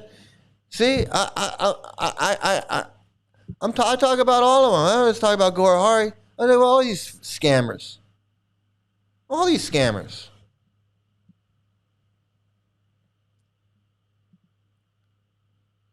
And here we go. More white Hindu, white Hinduism. White Hinduism. Let me see. Let me make sure I got this going right. Get this. India में हो रहे कीर्तन festival में Indians को ही entry पे restrict किया जा रहा है। आप सभी ने बहुत सारे वायरल वीडियोस देखे रहेंगे जहां पर ऋषिकेश कीर्तन फेस्ट में देखोगे एंट्री गेट पे फॉरेनर खड़ा है who is part of the festival I believe और वहां पर Indian You see that? He was flipping them off. You see that? What an asshole. Oh man, these people. इन भाई और बहनों को अंदर जाने नहीं दे रहा है। तो उनके वेबसाइट के हिसाब से ये जो फेस्टिवल है ऑर्गेनाइज किया जा रहा है by the supporters of Indradyumna Swami which is this guy. चलो थोड़ा सा लीगल एस्पेक्ट समझ के लेते हैं। Ministry of home affairs immigration and foreign act कहता है कि कोई भी फॉरेन टूरिस्ट जो इंडिया में आता है टूरिस्ट वीजा पे he can not be part of any employment unpaid work और वॉलंटरी वो कुछ कर नहीं सकता। और अगर ये सब चीजें वो कर रहा है that means he is violating the guidelines जिसके लिए हैवी फाइन के साथ में डिपोर्टेशन भी है। अगर आप इनके वीडियोस देखते हो ऑनलाइन तो मेनली यहाँ पर फॉरेनर्स लोग जो है वो परफॉर्म कर रहे हैं भक्ति में पार्टिसिपेट कर रहे हैं एंड व्हाट नॉट। कुछ लोग जरूर कहेंगे कि तो प्राइवेट इवेंट है इनको जो करना है करने दो। पर आपको मैं एक बात बताना चाहूंगा अंग्रेजों ने भारत पर इतने साल राज कैसे किया। पहले वो यहाँ पर आए ट्रेड के लिए फिर उन्होंने अपने अपने कॉलोनीज बनाए और फिर उन्होंने हमें अपने ही जगह पे आने पर रिस्ट्रिक्ट किया और फिर उस पर रूल्स एंड रेगुलेशंस अप्लाई किए। Don't let the history repeat itself please. मैं जानता हूँ सनातन धर्म बहुत सुंदर है सबको इसको एक्सपीरियंस करना है पर सबको अगर एक्सपीरियंस करना तो किसी को प्लीज रोकिए मत और साथ में भगवान की भक्ति करते हैं। हरे Krishna. Well, it's easy for him to say. That was easy for him to say. Hey, Dusk Within. Hey, good to see you. Good to see you, man. Dusk Within. And Gorahari told her to come in here. Yeah, because he didn't want to come in. He didn't want to come in himself. Jayatir's so-called ecstatic chanting was crazy and similar. Yeah, and I'm not saying. Look, I seen people at a Grateful Dead concert. Getting all crazy and getting into their thing. People, that's what people do when they have a good time. You can have a good time. You can have a good time and get and lose yourself. That's fine. That's fine. You can do that. But you're not connecting with God, and you're not. That's where I draw the line. That's where I draw the line. I'm not saying that people are not having a good time. People have good times at drum circles. They have good times at concerts. They have good times at raves. They go, and that's good. There's nothing wrong with that. And you can do that in kirtan. But don't tell me that you're having ecstatic symptoms. That you're not doing. They don't exist. Now this guy, I don't know if you were reading what he was saying there. I forgot it was in closed captions, but he's bringing up the fact that Indra Yumnaswamy is working. That this is like a job for him. He's coming over. They're making money. It's a whole setup, and he's questioning whether he's got a visa to do that? Does he have a work permit to work, or is he a spiritual guy that he's questioning the legality of it, because of the racism, which I say is fine. I say check them out, because these guys are all scammers. They're all scammers, money laundering, donations, tax-free this and that, and I don't trust any of them. So I say go on, do it, investigate and find out. Find out if do your due diligence and find out what's going on. I definitely agree with that 100%. Okay, what's the next video we got here? Okay, so this is what the cult gets you to do. This is what the cult, you spend your life doing this bullshit. People are asking you what benefit you get by doing this book. We get a lot of benefit. The highest benefit you get by distributing these books.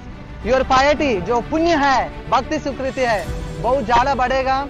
जब भक्ति स्वीकृति बढ़ेगा, हमारा जो आध्यात्मिक शरीर है अंदर जो स्टोर है, तो वो जग जाएगा और शरीर से बाहर.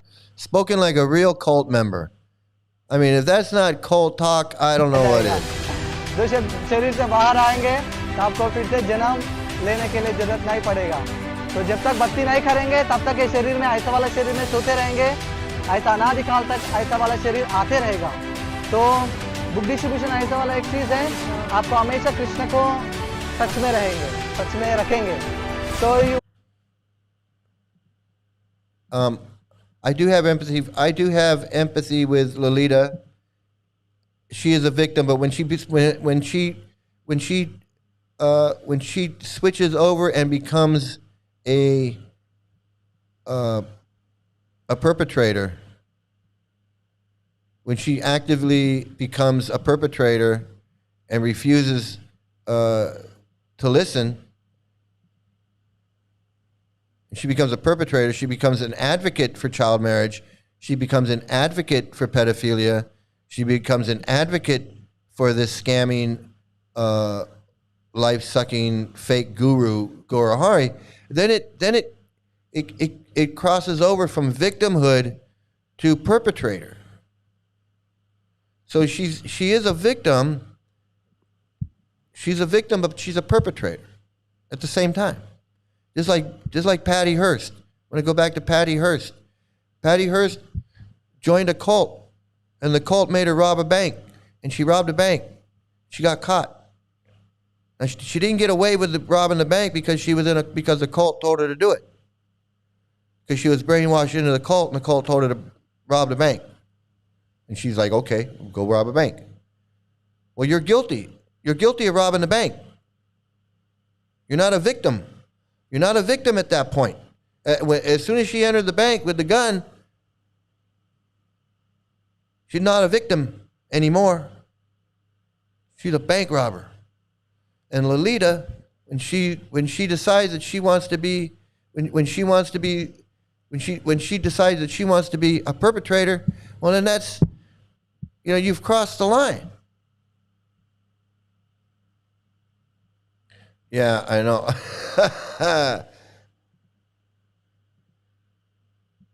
Gorahari, the dreamer scammer. Yeah, I'm sorry for distributing so many books. I know, I am too. I got my nephew into it. I don't talk to my nephew anymore, so I don't know what's going on with him. I don't know, and I don't want to think about it. I can't think about it. Yeah, absolutely. Depending on him for your peace and freedom is not, depending on him for your freedom or for your peace is not freedom. Depending on him for anything is not mentally healthy. It's just not mentally healthy.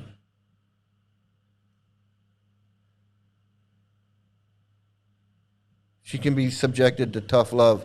She can be subjected to tough love. She's got to be subjected to something. Because, her family doesn't, her family, she's got no family, or her family's got no, she probably cut them off because they're not Hare Krishnas, or they're not in the cult, as she says. They're not in the cult of devotion, as she says, right?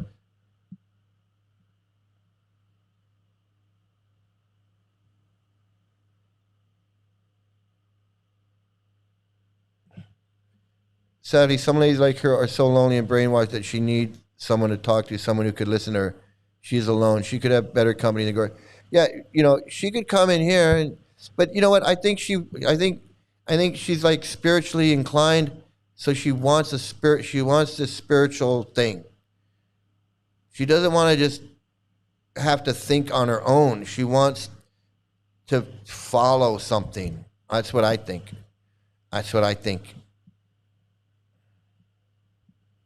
And I'm just sorry that she's sucked in. I'm sorry she's sucked in, and she's lost to this cult. And she could join ISKCON one day. She could join ISKCON one day. She could end up in Vrindavan and join an ashram where they're exploiting her, and she's got no health care, no anything. I hate to think she ends up like this Radharani with nothing at the end of her life, with nothing but Zoom meeting with Gaurahari.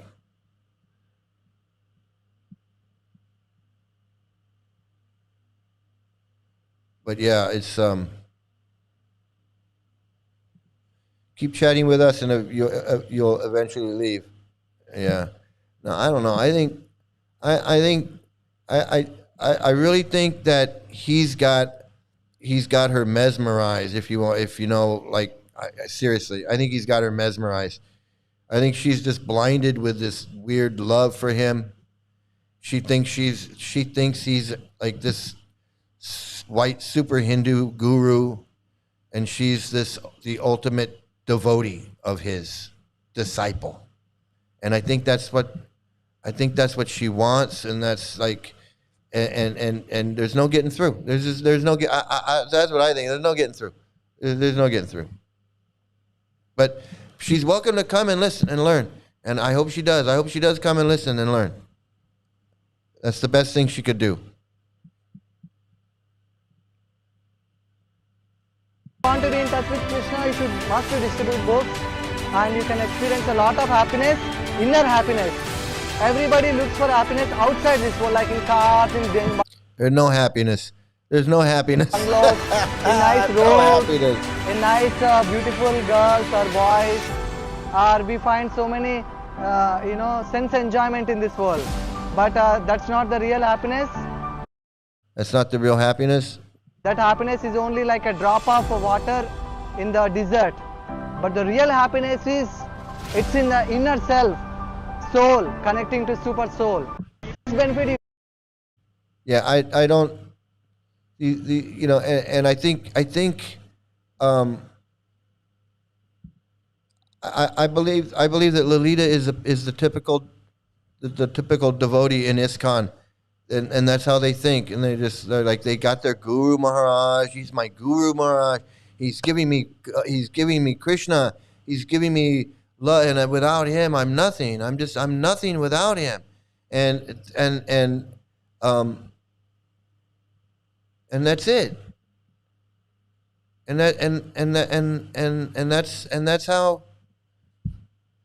how she's going to be. That's how she wants to be. That's how she's going to be. Until the day when he says, hey, I'm not a guru anymore. What happens that day?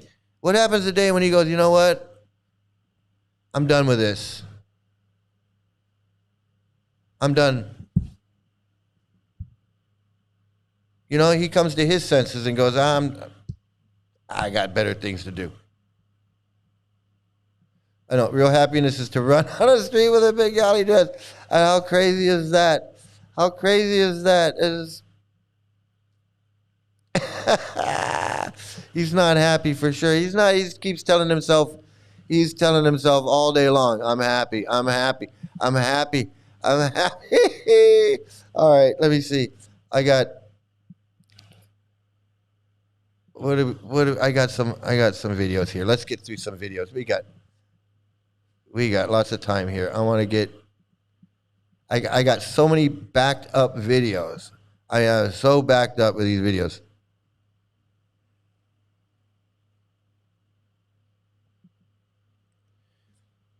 Yeah, I felt so weird in the beginning.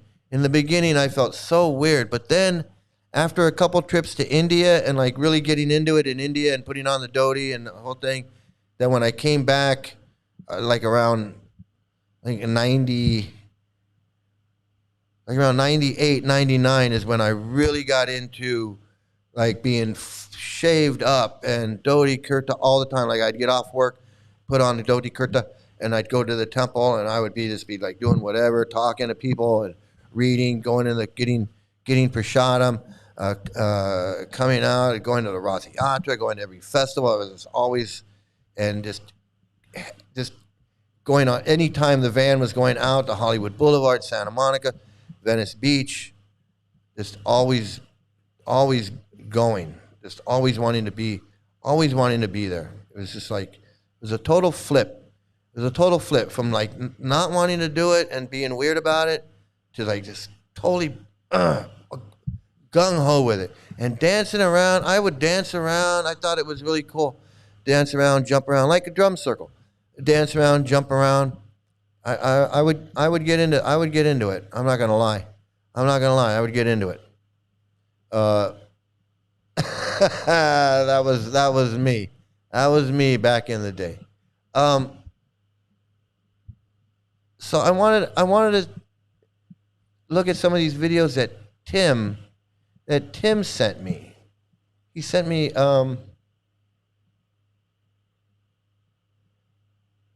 he just sent me some more videos. Let me see, what is this one?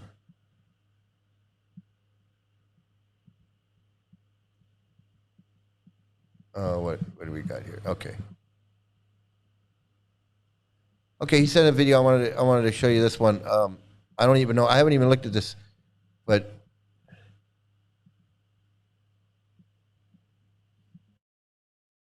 okay.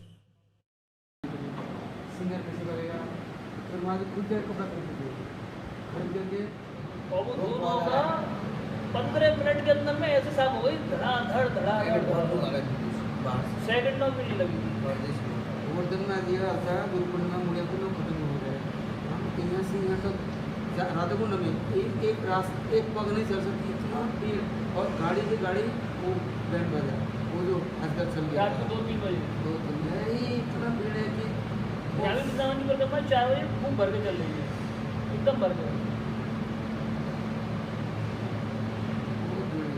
So I guess these are Narayan. This is like a Narayan Maharaj guy, Rasikananda Swami. I guess he's making some japa beads. I don't know, this guy in the back, this guy in the back over here. I don't know what's up with him. Kind of funny. Yeah, this is another one. I guess in Vrindavan somewhere. At the Radhakund. I guess this is at the Radhakund. It's another faker, you know. Yeah, Gaudiya Math group. You know, so I hope Lalita Ganga is still here watching, so she can see that, like, we know what we're talking about. We know what's going on. We're not, you know, we know what we're doing. We're not, you know. I know who these people are. I know ISKCON. I know. What's this one now? I guess these are the same guys, more. Krishna वृंद की जय, सपार्षद गौर हरि की जय, गौर नित्यानंद प्रभु की जय, जगन्नाथ बलदेव सुभद्रा संजीव की जय, हरिनाम संकीर्तन की जय, जय सर्वविस्मृत गिरिराज गोवर्धन जीव की जय, गोविंद गोपीनाथ मदन मोहन जीव की जय, जय कात्यायनी व्रत की जय, भगवती पूर्णमासी जोगमाया देवी की जय, व्रत पालनकारी भक्त बिंद की जय, समवेत गौर भक्त बिंद की जय. I don't know. I guess this sannyas, like some kind of initiation, I guess, going on. He's playing with his hair. It looked like he was just playing with his hair. That's all I could see. I don't know what I don't know what that was all about. Let me see.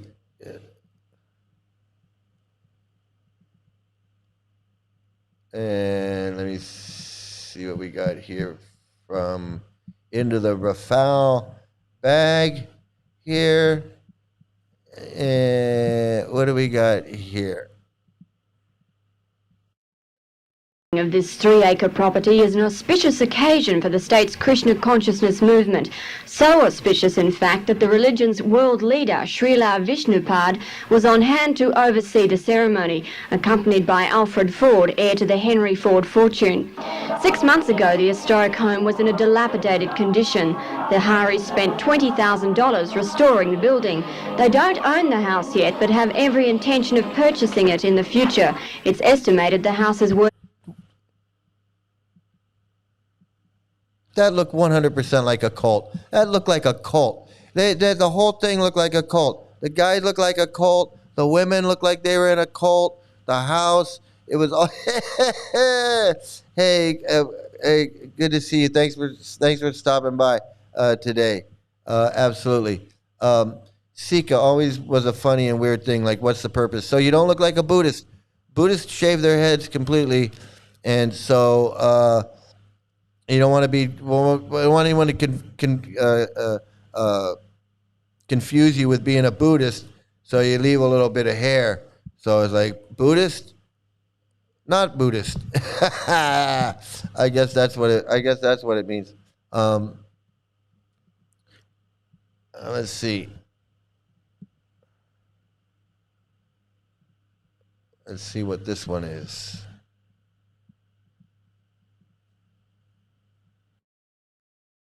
Oh. A foot smoothie. Foot fungus smoothie time. Everybody, come on. Come on, kids. We're going to have smoothies. We're having smoothies. Come on. Here we go.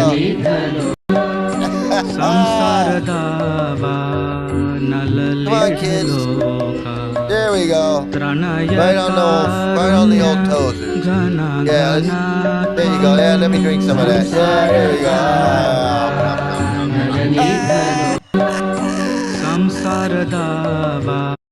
Oh my God. Oh, it's disgusting. So this guy, he's just got his feet sitting right in it, like like it's like it's foot soup. He's just making foot soup. I can't believe it. Can you believe these guys are crazy? Man, these people are crazy. They're crazy. They're crazy with the foot soup. With the... Has the whole world gone crazy? Am I the only one around here who gives a shit about the rules? They got the fresh foot fungus smoothie, man. It's just something else.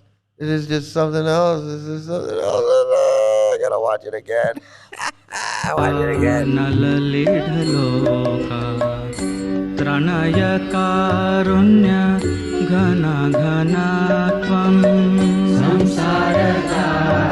Yeah, I know exactly.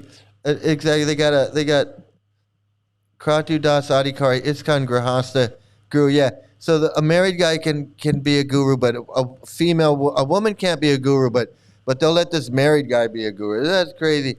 It is absolutely nuts. It's absolutely nuts. Has the whole world gone crazy? Am I the only one around here who gives a shit about the rules?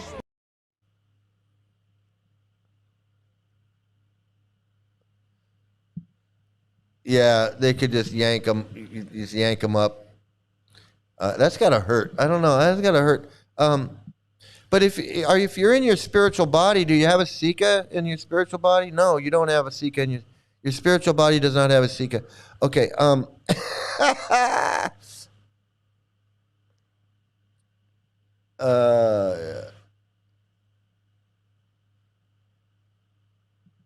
The head jerk is more effective. Yeah, I guess it's crazy. The foot fungus. Yeah, the whole guru thing. I like at the time I liked the idea of the guru. I don't know if I would have gotten into the whole washing his feet with drinking it and massaging the oatmeal and doing the whole thing. I don't know if I would have got into that. Seriously, I don't know. I honestly, I don't know if I could have got. I don't know if I would have got into that. The foot thing. It's just. I don't know, man. And the guy The guy like eats it. He's he touches his feet. संसारदावा नललिढलोका त्रणय कारुण्य घन घनात्वं All right, I'm done with that, man. That's just that, that's crazy. That is absolute that is bonkers. That is bonkers. It's bonkers, Is okay? the whole world gone crazy? Am I the only one around here who gives a shit about the rules? Okay, let's see. What is this one? Let's see this one.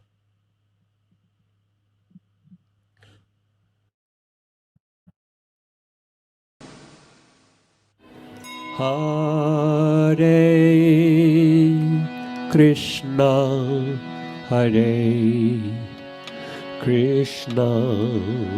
Gotta milk that cow, man. Gotta milk that cow. Gotta milk that cow. Krishna. Gotta milk that cow, man. Hare. Gotta milk that cow. Hare Rama, Hare Rama, Rama, Rama. It's funny. There's that cow again. They make it seem. Let me get out of here. They make it seem so peaceful and it's so loving. And those of us that have ever been around a temple, it's just like it's like gossip central. Everybody's pissed at each other. People are just like, it is not fun. It's not fun. It's just everybody's just, and when I first came to the temple and I was trying to do my public access TV shows, and I didn't know, I was brand new, and I was like, oh, gung ho, I've been doing these TV shows, and I'm trying to get I wanted to get this devotee. I was trying to I was trying to network so I could find devotees to come on to my TV show and talk about Krishna consciousness. And it was this, this devotee doesn't like that devotee, and this devotee doesn't get along with that devotee, and this devotee's not really a good devotee, and that devotee is too busy to preach. And I was just like, I didn't know what the hell was going on. And it's just like, it's anything but this. I can just tell you, it's not peaceful and nice, and no, it's Hare Krishna, Hare Krishna. Whatever this is, it's the opposite, okay? It's the opposite. It's the opposite.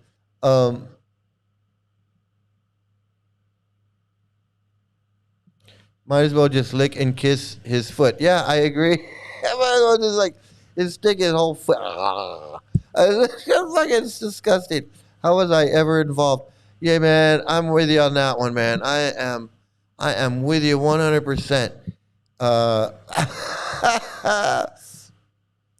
Foot juice soup topped with a garnish of mustard oil bath, slime, and a crunchy. It's disgusting.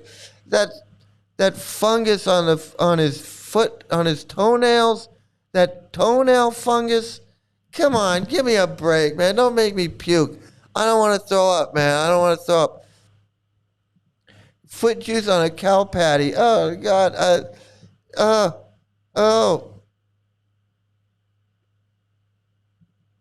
Outside, it's a farm, New Vrajdam, over 30 years already. Wow. Actually, it's a strong old Shiva Ram Swami and other. Yeah, all of these. It's just like it's a perb hub. It's just a place where they traffic kids. I don't know what else you call it. Bhaktivedanta Eco Village is just another word for. It's another name. This is another name for human trafficking. That's what I say. Anytime it's got Bhaktivedanta Village in it, that's just human trafficking. That's just human trafficking. I don't know. I'm sorry. I don't know what to say. You can't convince me it's not. You can't convince me it's not a human trafficking hub. Okay, what do we got? Oh, we got another one. If they gotta have their. What's this one?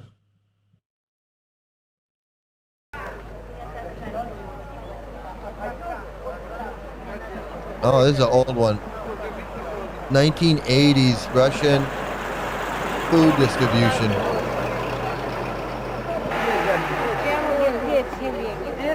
No, those happy Russians. Oh, it looks like so much fun. Oh yeah, it looks like fun.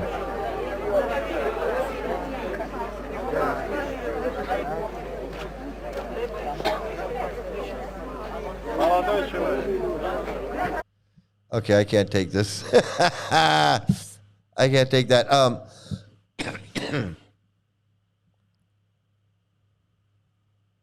He's going to the bathroom a lot after this. I'm going to tell you, I've told this story once before a while ago, but one of the last times I was in India, my friend took me somewhere on the other side of the river in Vrindavan. It was on the opposite side of the river, and we were in Mont, in the town of Mont, and we saw a couple temples where Krishna got married and whatever. But we stopped to get something to eat, and we got some food, and it was my friend's.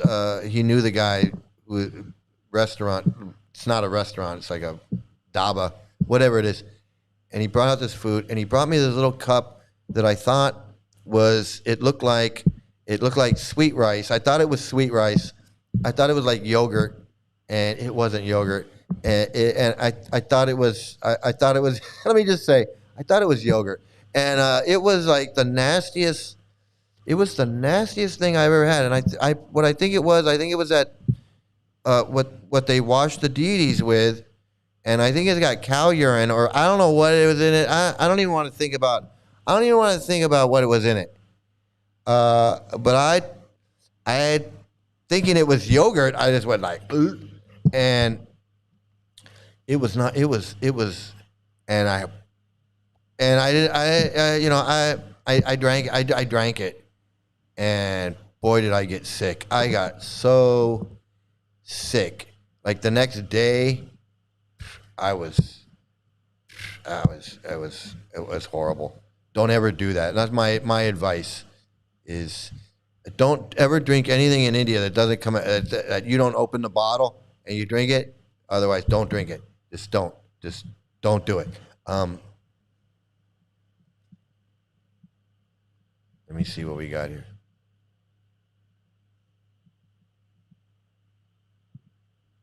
Oh wait, what did I see here? Uh-oh. Yes, let's do this one. Let's do this. I don't know if anybody remembers this. I remember it. Mister. Dankeschön.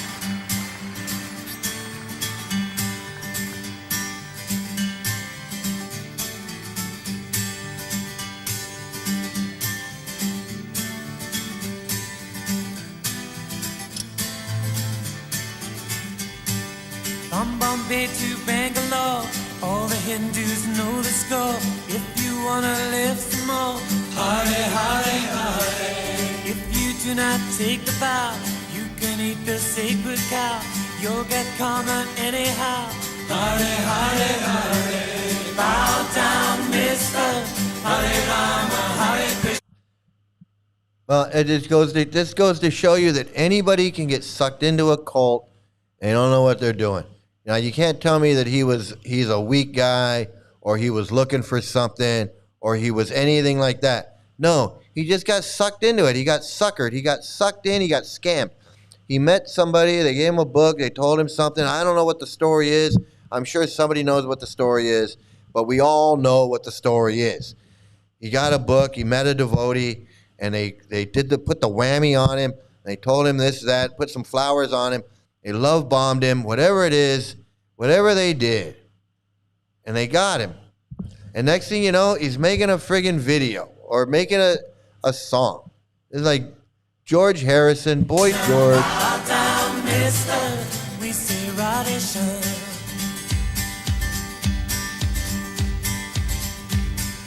To right thing with your hands. Lay down on the leaves and sands. All right, that's enough. Yeah, I liked you better when you were doing the other thing. This thing I don't. This thing I don't know. This. But anyway, okay. Pure friend. No, I wasn't a devotee anymore, so I definitely got sick. I was definitely sick. Oh man, it was, and I didn't even want to think of what it was, because once I realized what it wasn't, I was like, I don't even want to think. I don't even want to know.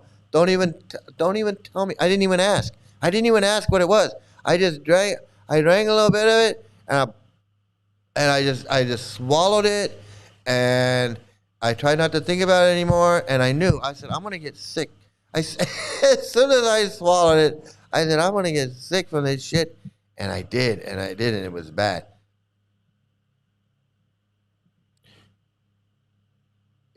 Holy water, yeah. Yeah, I drank some water from, no, actually, Radha Kund. Radha Kund drank some water from Sanatana Goswami's well. The guy was like, oh, you got to have some water from the well. And he's like pulling it up, and he poured it in the thing, and he gave it to Radha Kund, and Radha Kund drank that shit down. And then he gave it some to me. And I said, nah, I just poured it on my head. And that was it. And the next day, Radha Kund was sick. He was sick. He was throwing up. And horrible. And that's what happens. That's what happens. And they tell you not to drink the water. Yeah. Well, when you got money, money talks. Money talks.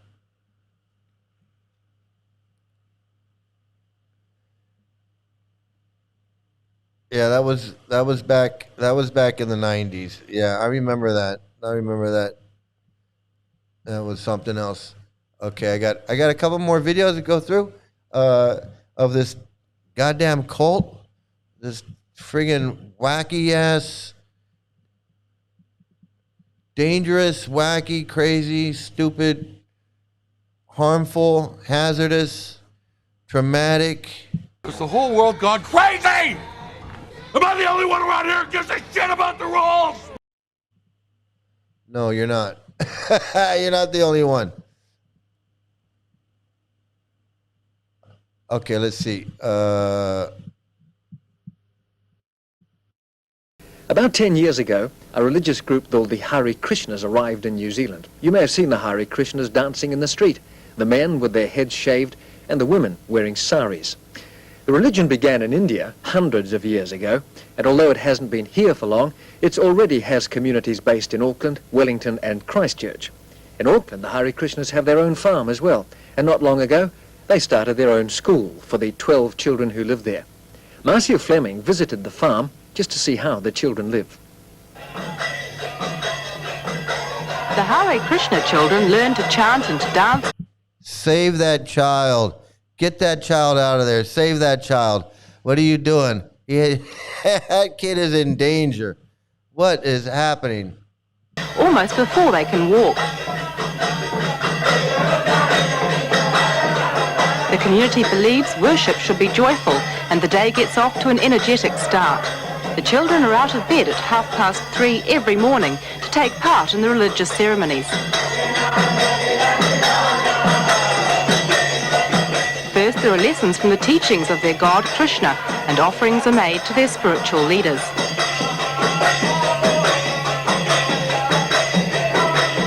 Unfortunately, most of those kids were, I'm going to say, probably most of those kids were abused. Most of the kids in the Hare Krishna movement were abused. This is the fact. This is the fact of life. This is the fact of life. Those kids were abused. All kids are abused. This being in the cult is abuse. But some of them were sexually abused too.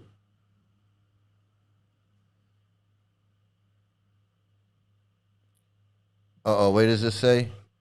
Lolita is live now.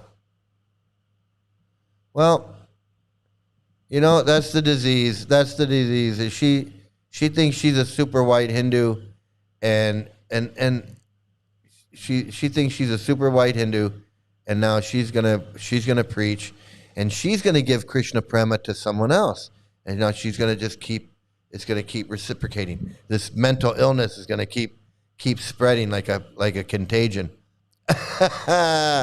Dancing madness. I know. It's poor kids though. It's the poor kids. It's the kids that bother me because they, they're always filming them and like, look, we're the kids and we've got a school for the kids and we're take care. And all these kids ended up being abused. They all ended up being abused. The temple and shrine are the most important part of the children's lives, and they spend almost half their day studying and practicing their beliefs. Yeah, it's child abuse. It's child abuse. It's mind rape. It's friggin' insanity.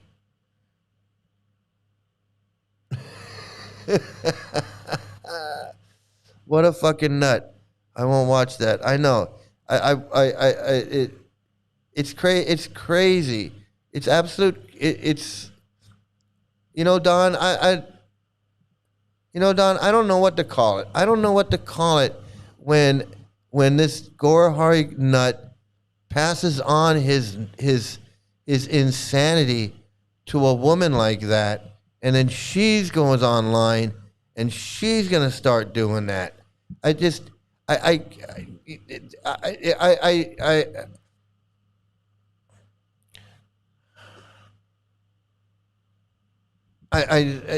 speechless.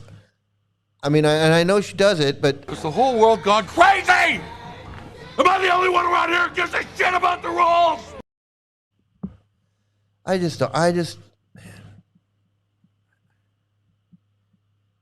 And people can say, well, people can do whatever they want. Yes, people can do whatever they want. And people do whatever they want.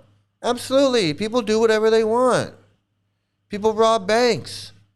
People do drugs. People do hard drugs. People sell fentanyl to little kids. People do all kinds of things. Doesn't mean it's okay. Just because people are doing what they want. Just because Gorahari wants to play guru. He can play guru if he wants to play guru, but he's playing with people's lives. He's playing with people's minds. He's no different than David Koresh sitting there talking about, I'm telling you things that Jesus wants you to know that he didn't tell you, and I'm super white Jesus and all this stuff. It's fucking insanity. And then now he's got her thinking the same thing. I mean, it's not illegal, but it should be. I mean, it should be. I mean, is he any different than Charlie Manson? Brainwashing people to do stuff? Seriously.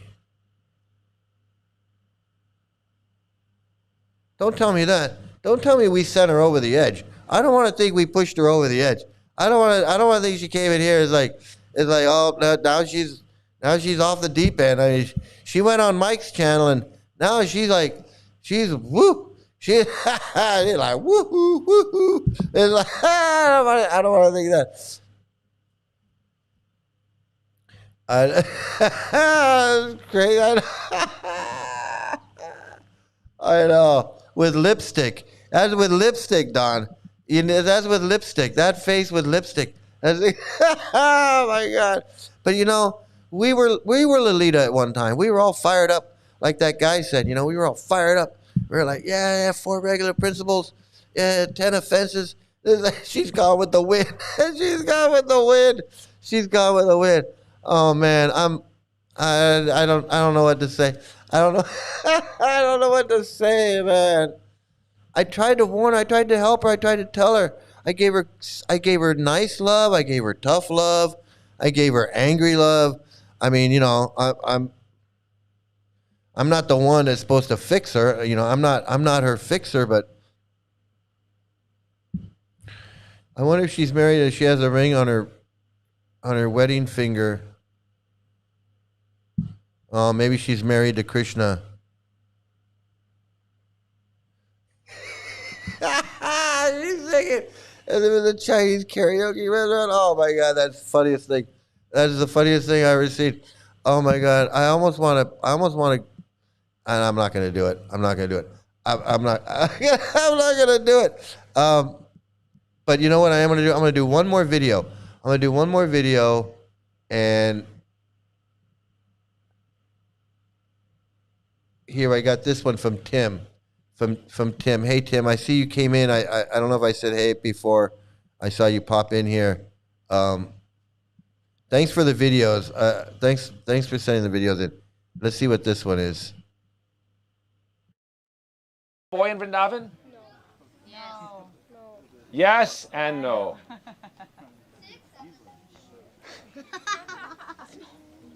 Yes and no. Yes and no. Yes and no. Did Krishna get married? No, not directly. Why? The guru of the Yadavas, when he named Krishna, and he came to name Krishna when he was a baby, he said, don't give him marriage without my permission, and don't give him marriage until he has his Brahmin thread. So Krishna didn't get married when he was a boy in Vrindavan. But I'm going to just mention a pastime and not tell it. Does everyone know the story of how Brahma kidnapped the calves and the cowherd boys? Yes. Great. So for that whole year, Krishna became all the cowherd boys and all the calves. Did you know that? Yes. Okay, good. So you know that. Did you know that at that 1 year, all the gurus in Vrindavan said this is the best time to marry your daughters? Even if she's just like 1-year-old or in the womb or 5-year-old or 10-year-old, marriage means now. Oh, so here we go with the child marriage. Isn't that great? We got a video. We got a video about child marriage. We hit the jackpot. So in this, he's telling us a story that includes, Tim, great to see you. Thanks for sending the video. So he's giving a class. He's telling these kids about. He's teaching them about child marriage. Here we go. Isn't that great? Brainwashing the kids. I know. There's something. There's something. So there was this time when when Brahma stole the cowherd boys, and Krishna expanded to become all the cows and cowherd boys. That was the time for them to get married. So he told them, everybody, you got to get married, whether your kids are babies or whatever. It doesn't matter. 5-year-old or 10-year-old, marriage means now they have arranged marriage. They're not going to live together until they're older. Bullshit. That's bullshit. That's bullshit. Because Prabhupada had his wife when she was 11, and he had sex with her, and she had kids. She had kids when she was 13, 14 years old. That's bullshit. They want to clean it up. 16, 17, 18, but you are going to give them their arranged marriage, and we're going to find the perfect gopa for them. They're going to arrange marriage. So he's teaching these kids about arranged marriage, teaching them about starting young, teaching them about arranged marriage.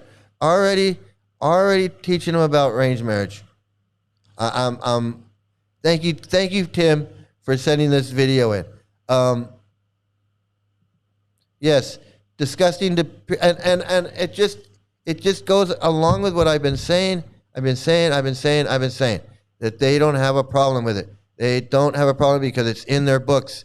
And if it's in their books, then it must be okay. They're never going to say it's wrong. How can they say it's wrong when Brahma stole the Brahma stole the cowherd boys, and Krishna expanded into the cows and cowherd boys, and then it was the time for marriage.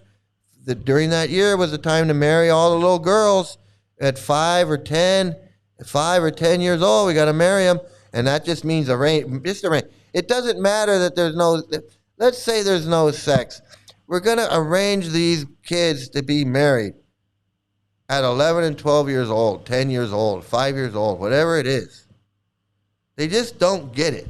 They think that is good, that's Vedic, that's advanced. That's advanced civilization. It's insanity. And he's got no problem sitting there. Has the whole world gone crazy? Am I the only one around here who gives a shit about the rules?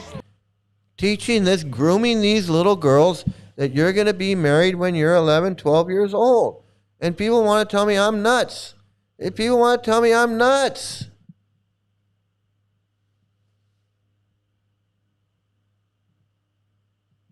I know, I can't believe it. It's everywhere we look now.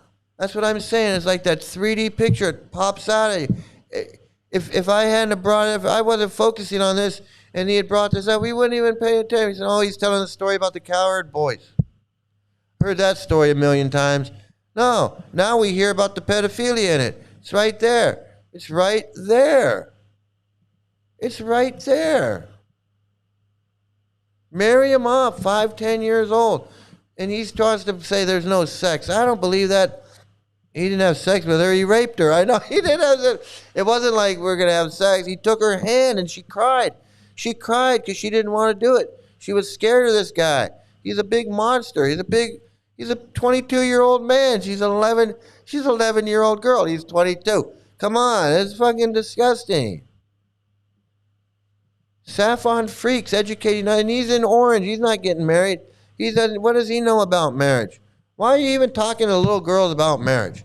I mean, could you have picked a different story? No, we're going to talk about marriage. It's fucking A, man.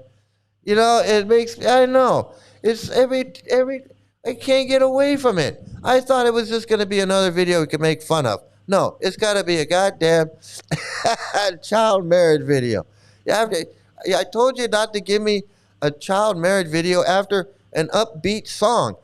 I got to do a goddamn dog dedication after an upbeat tempo. You give me a song in an upbeat tempo with a dog dedication. Has the whole world gone crazy? I mean... Has the whole world gone crazy? Am I the only one around here who gives a shit about the rules? It's insanity. It's insanity. It's insanity.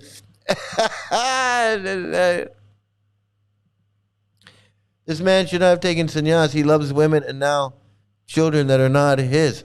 I don't know who this guy is. Oh, this is another Narayan Maharaj guy. Oh, this is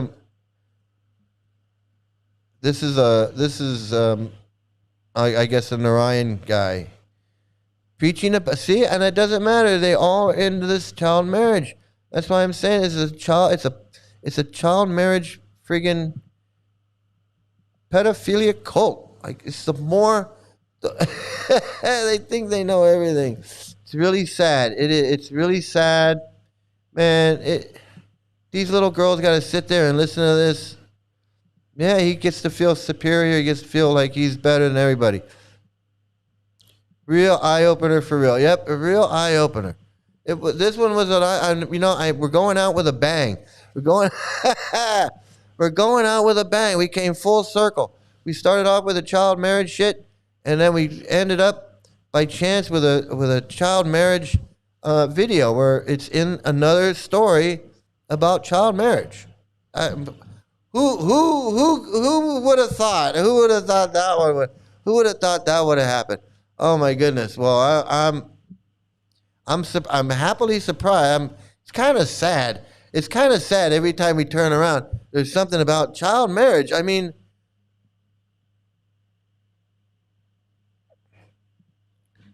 if they're actually serious about arranged marriage issues, facts should have been put on the table. 99.9% it ain't working. And young brides being killed for dowries, etc. I know, it is. Absolutely. Child marriage is, in India and other parts of the world, because it does go on in other parts of the world too, is one of the saddest things. It's one of the most horrible, saddest things there is. It really is. And that's why the fact that these holy men don't care and they think it's okay and they think it's Vedic and they think it whatever, it's disgusting. It is truly, truly disgusting.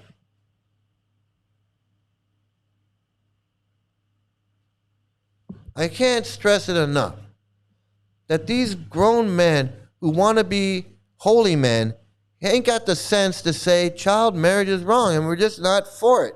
And you know what? If you want to be Hare Krishnas and you want to worship Prabhupada and do all of that, and you say that I accept Prabhupada as my guru, but I just don't accept the child marriage shit, and I think that I'd say, hey, good for you. I'd say good for you.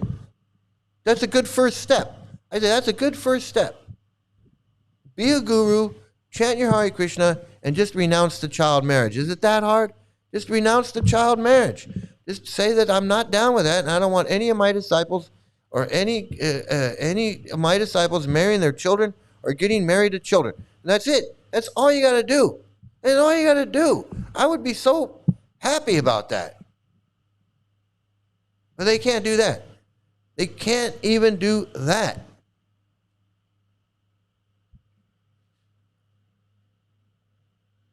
I know it's horrible. It's horrible what happens.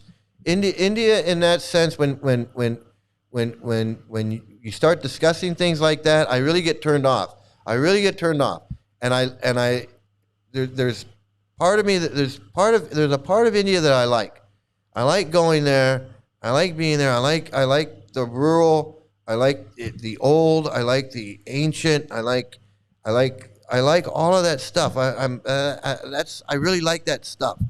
But when I think about the culture and the child marriage and the little girls and the dowries and the honor deleting and all of that stuff, it really turns me off. It really makes me disgusted. It really does, and it's sad. It's sad, and I don't know what to do about. I don't know what to do about it. I don't. And all of that stuff. There's the views on women, that they have, the gang rape and village justice and all kinds of just. I can't take it sometimes. I can't, and I don't want to like. I love India, and there's things about India I love, but that stuff I just can't handle it. I can't handle it. But hey, we're going out on a good one. We're going out on a good one. We got these guys. These guys are just showing us that the scumbags they are. It doesn't matter if they're an ISKCON or Gaudiya Math or what was this one, the Braj Bhumi group or whatever, and if you're in a cult, just walk away. Just walk away. Just walk away. There has been too much violence, too much pain. Just walk away, and there will be an end to the horror. Just walk away. So just walk away. If you're in a cult, just walk away, everybody. If you're in a cult and you've been watching today, I want to thank you. I hope you learned something. I hope you learned about cults. And if you're not in a cult, I hope you learned something today. I hope you learned about cults. I hope you learned about Hare Krishna, and I hope you can spread awareness about Hare Krishna, and that it is a dangerous cult.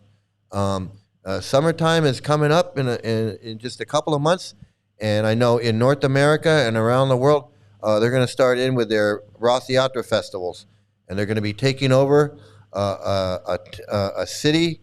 A town or village near you. These Hare Krishnas are going to be coming to your town and your city, to your main square, your big business area, wherever tourists, and they're going to be pulling their chariots, and they're going to be spreading their books, and they're going to be preaching this crap, and they're going to be putting little kids in danger, little kids in harm's way. So you want to watch out for that. Spread the word. The Hare Krishna is a dangerous cult. And everybody, it's been great getting together. I've been a little sick. I've been sick last couple of days. I'm starting to feel a little bit better. But I'm going to tell you, getting together with you guys is the best. I love it. I love you guys. It's great. I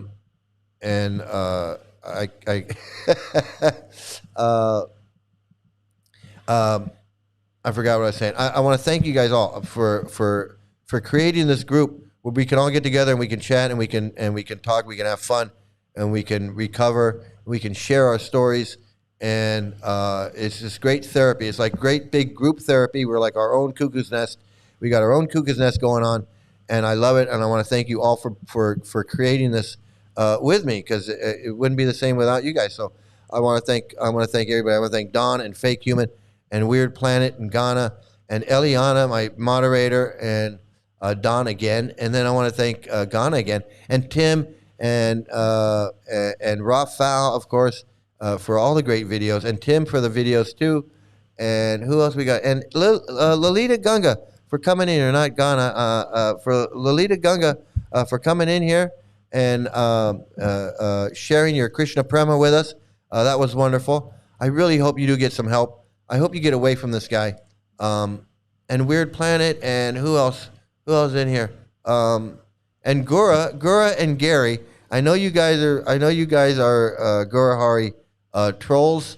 And it just shows that you want to learn more about cults, or you want to learn more about what we have to say about cults. For some reason, you want to come in here and see what we're doing.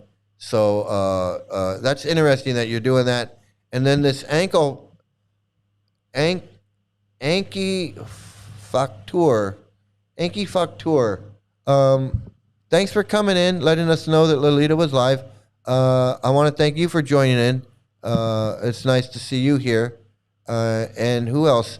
Oh yes, Jai Ganapati. Thanks for coming in. And Jai Ganapati. Who else? Is that it? Dusk Within. Dusk Within stopped by. Was great. It was great to see you here, Dusk Within. And who else? Who else stopped in here? I think that's it.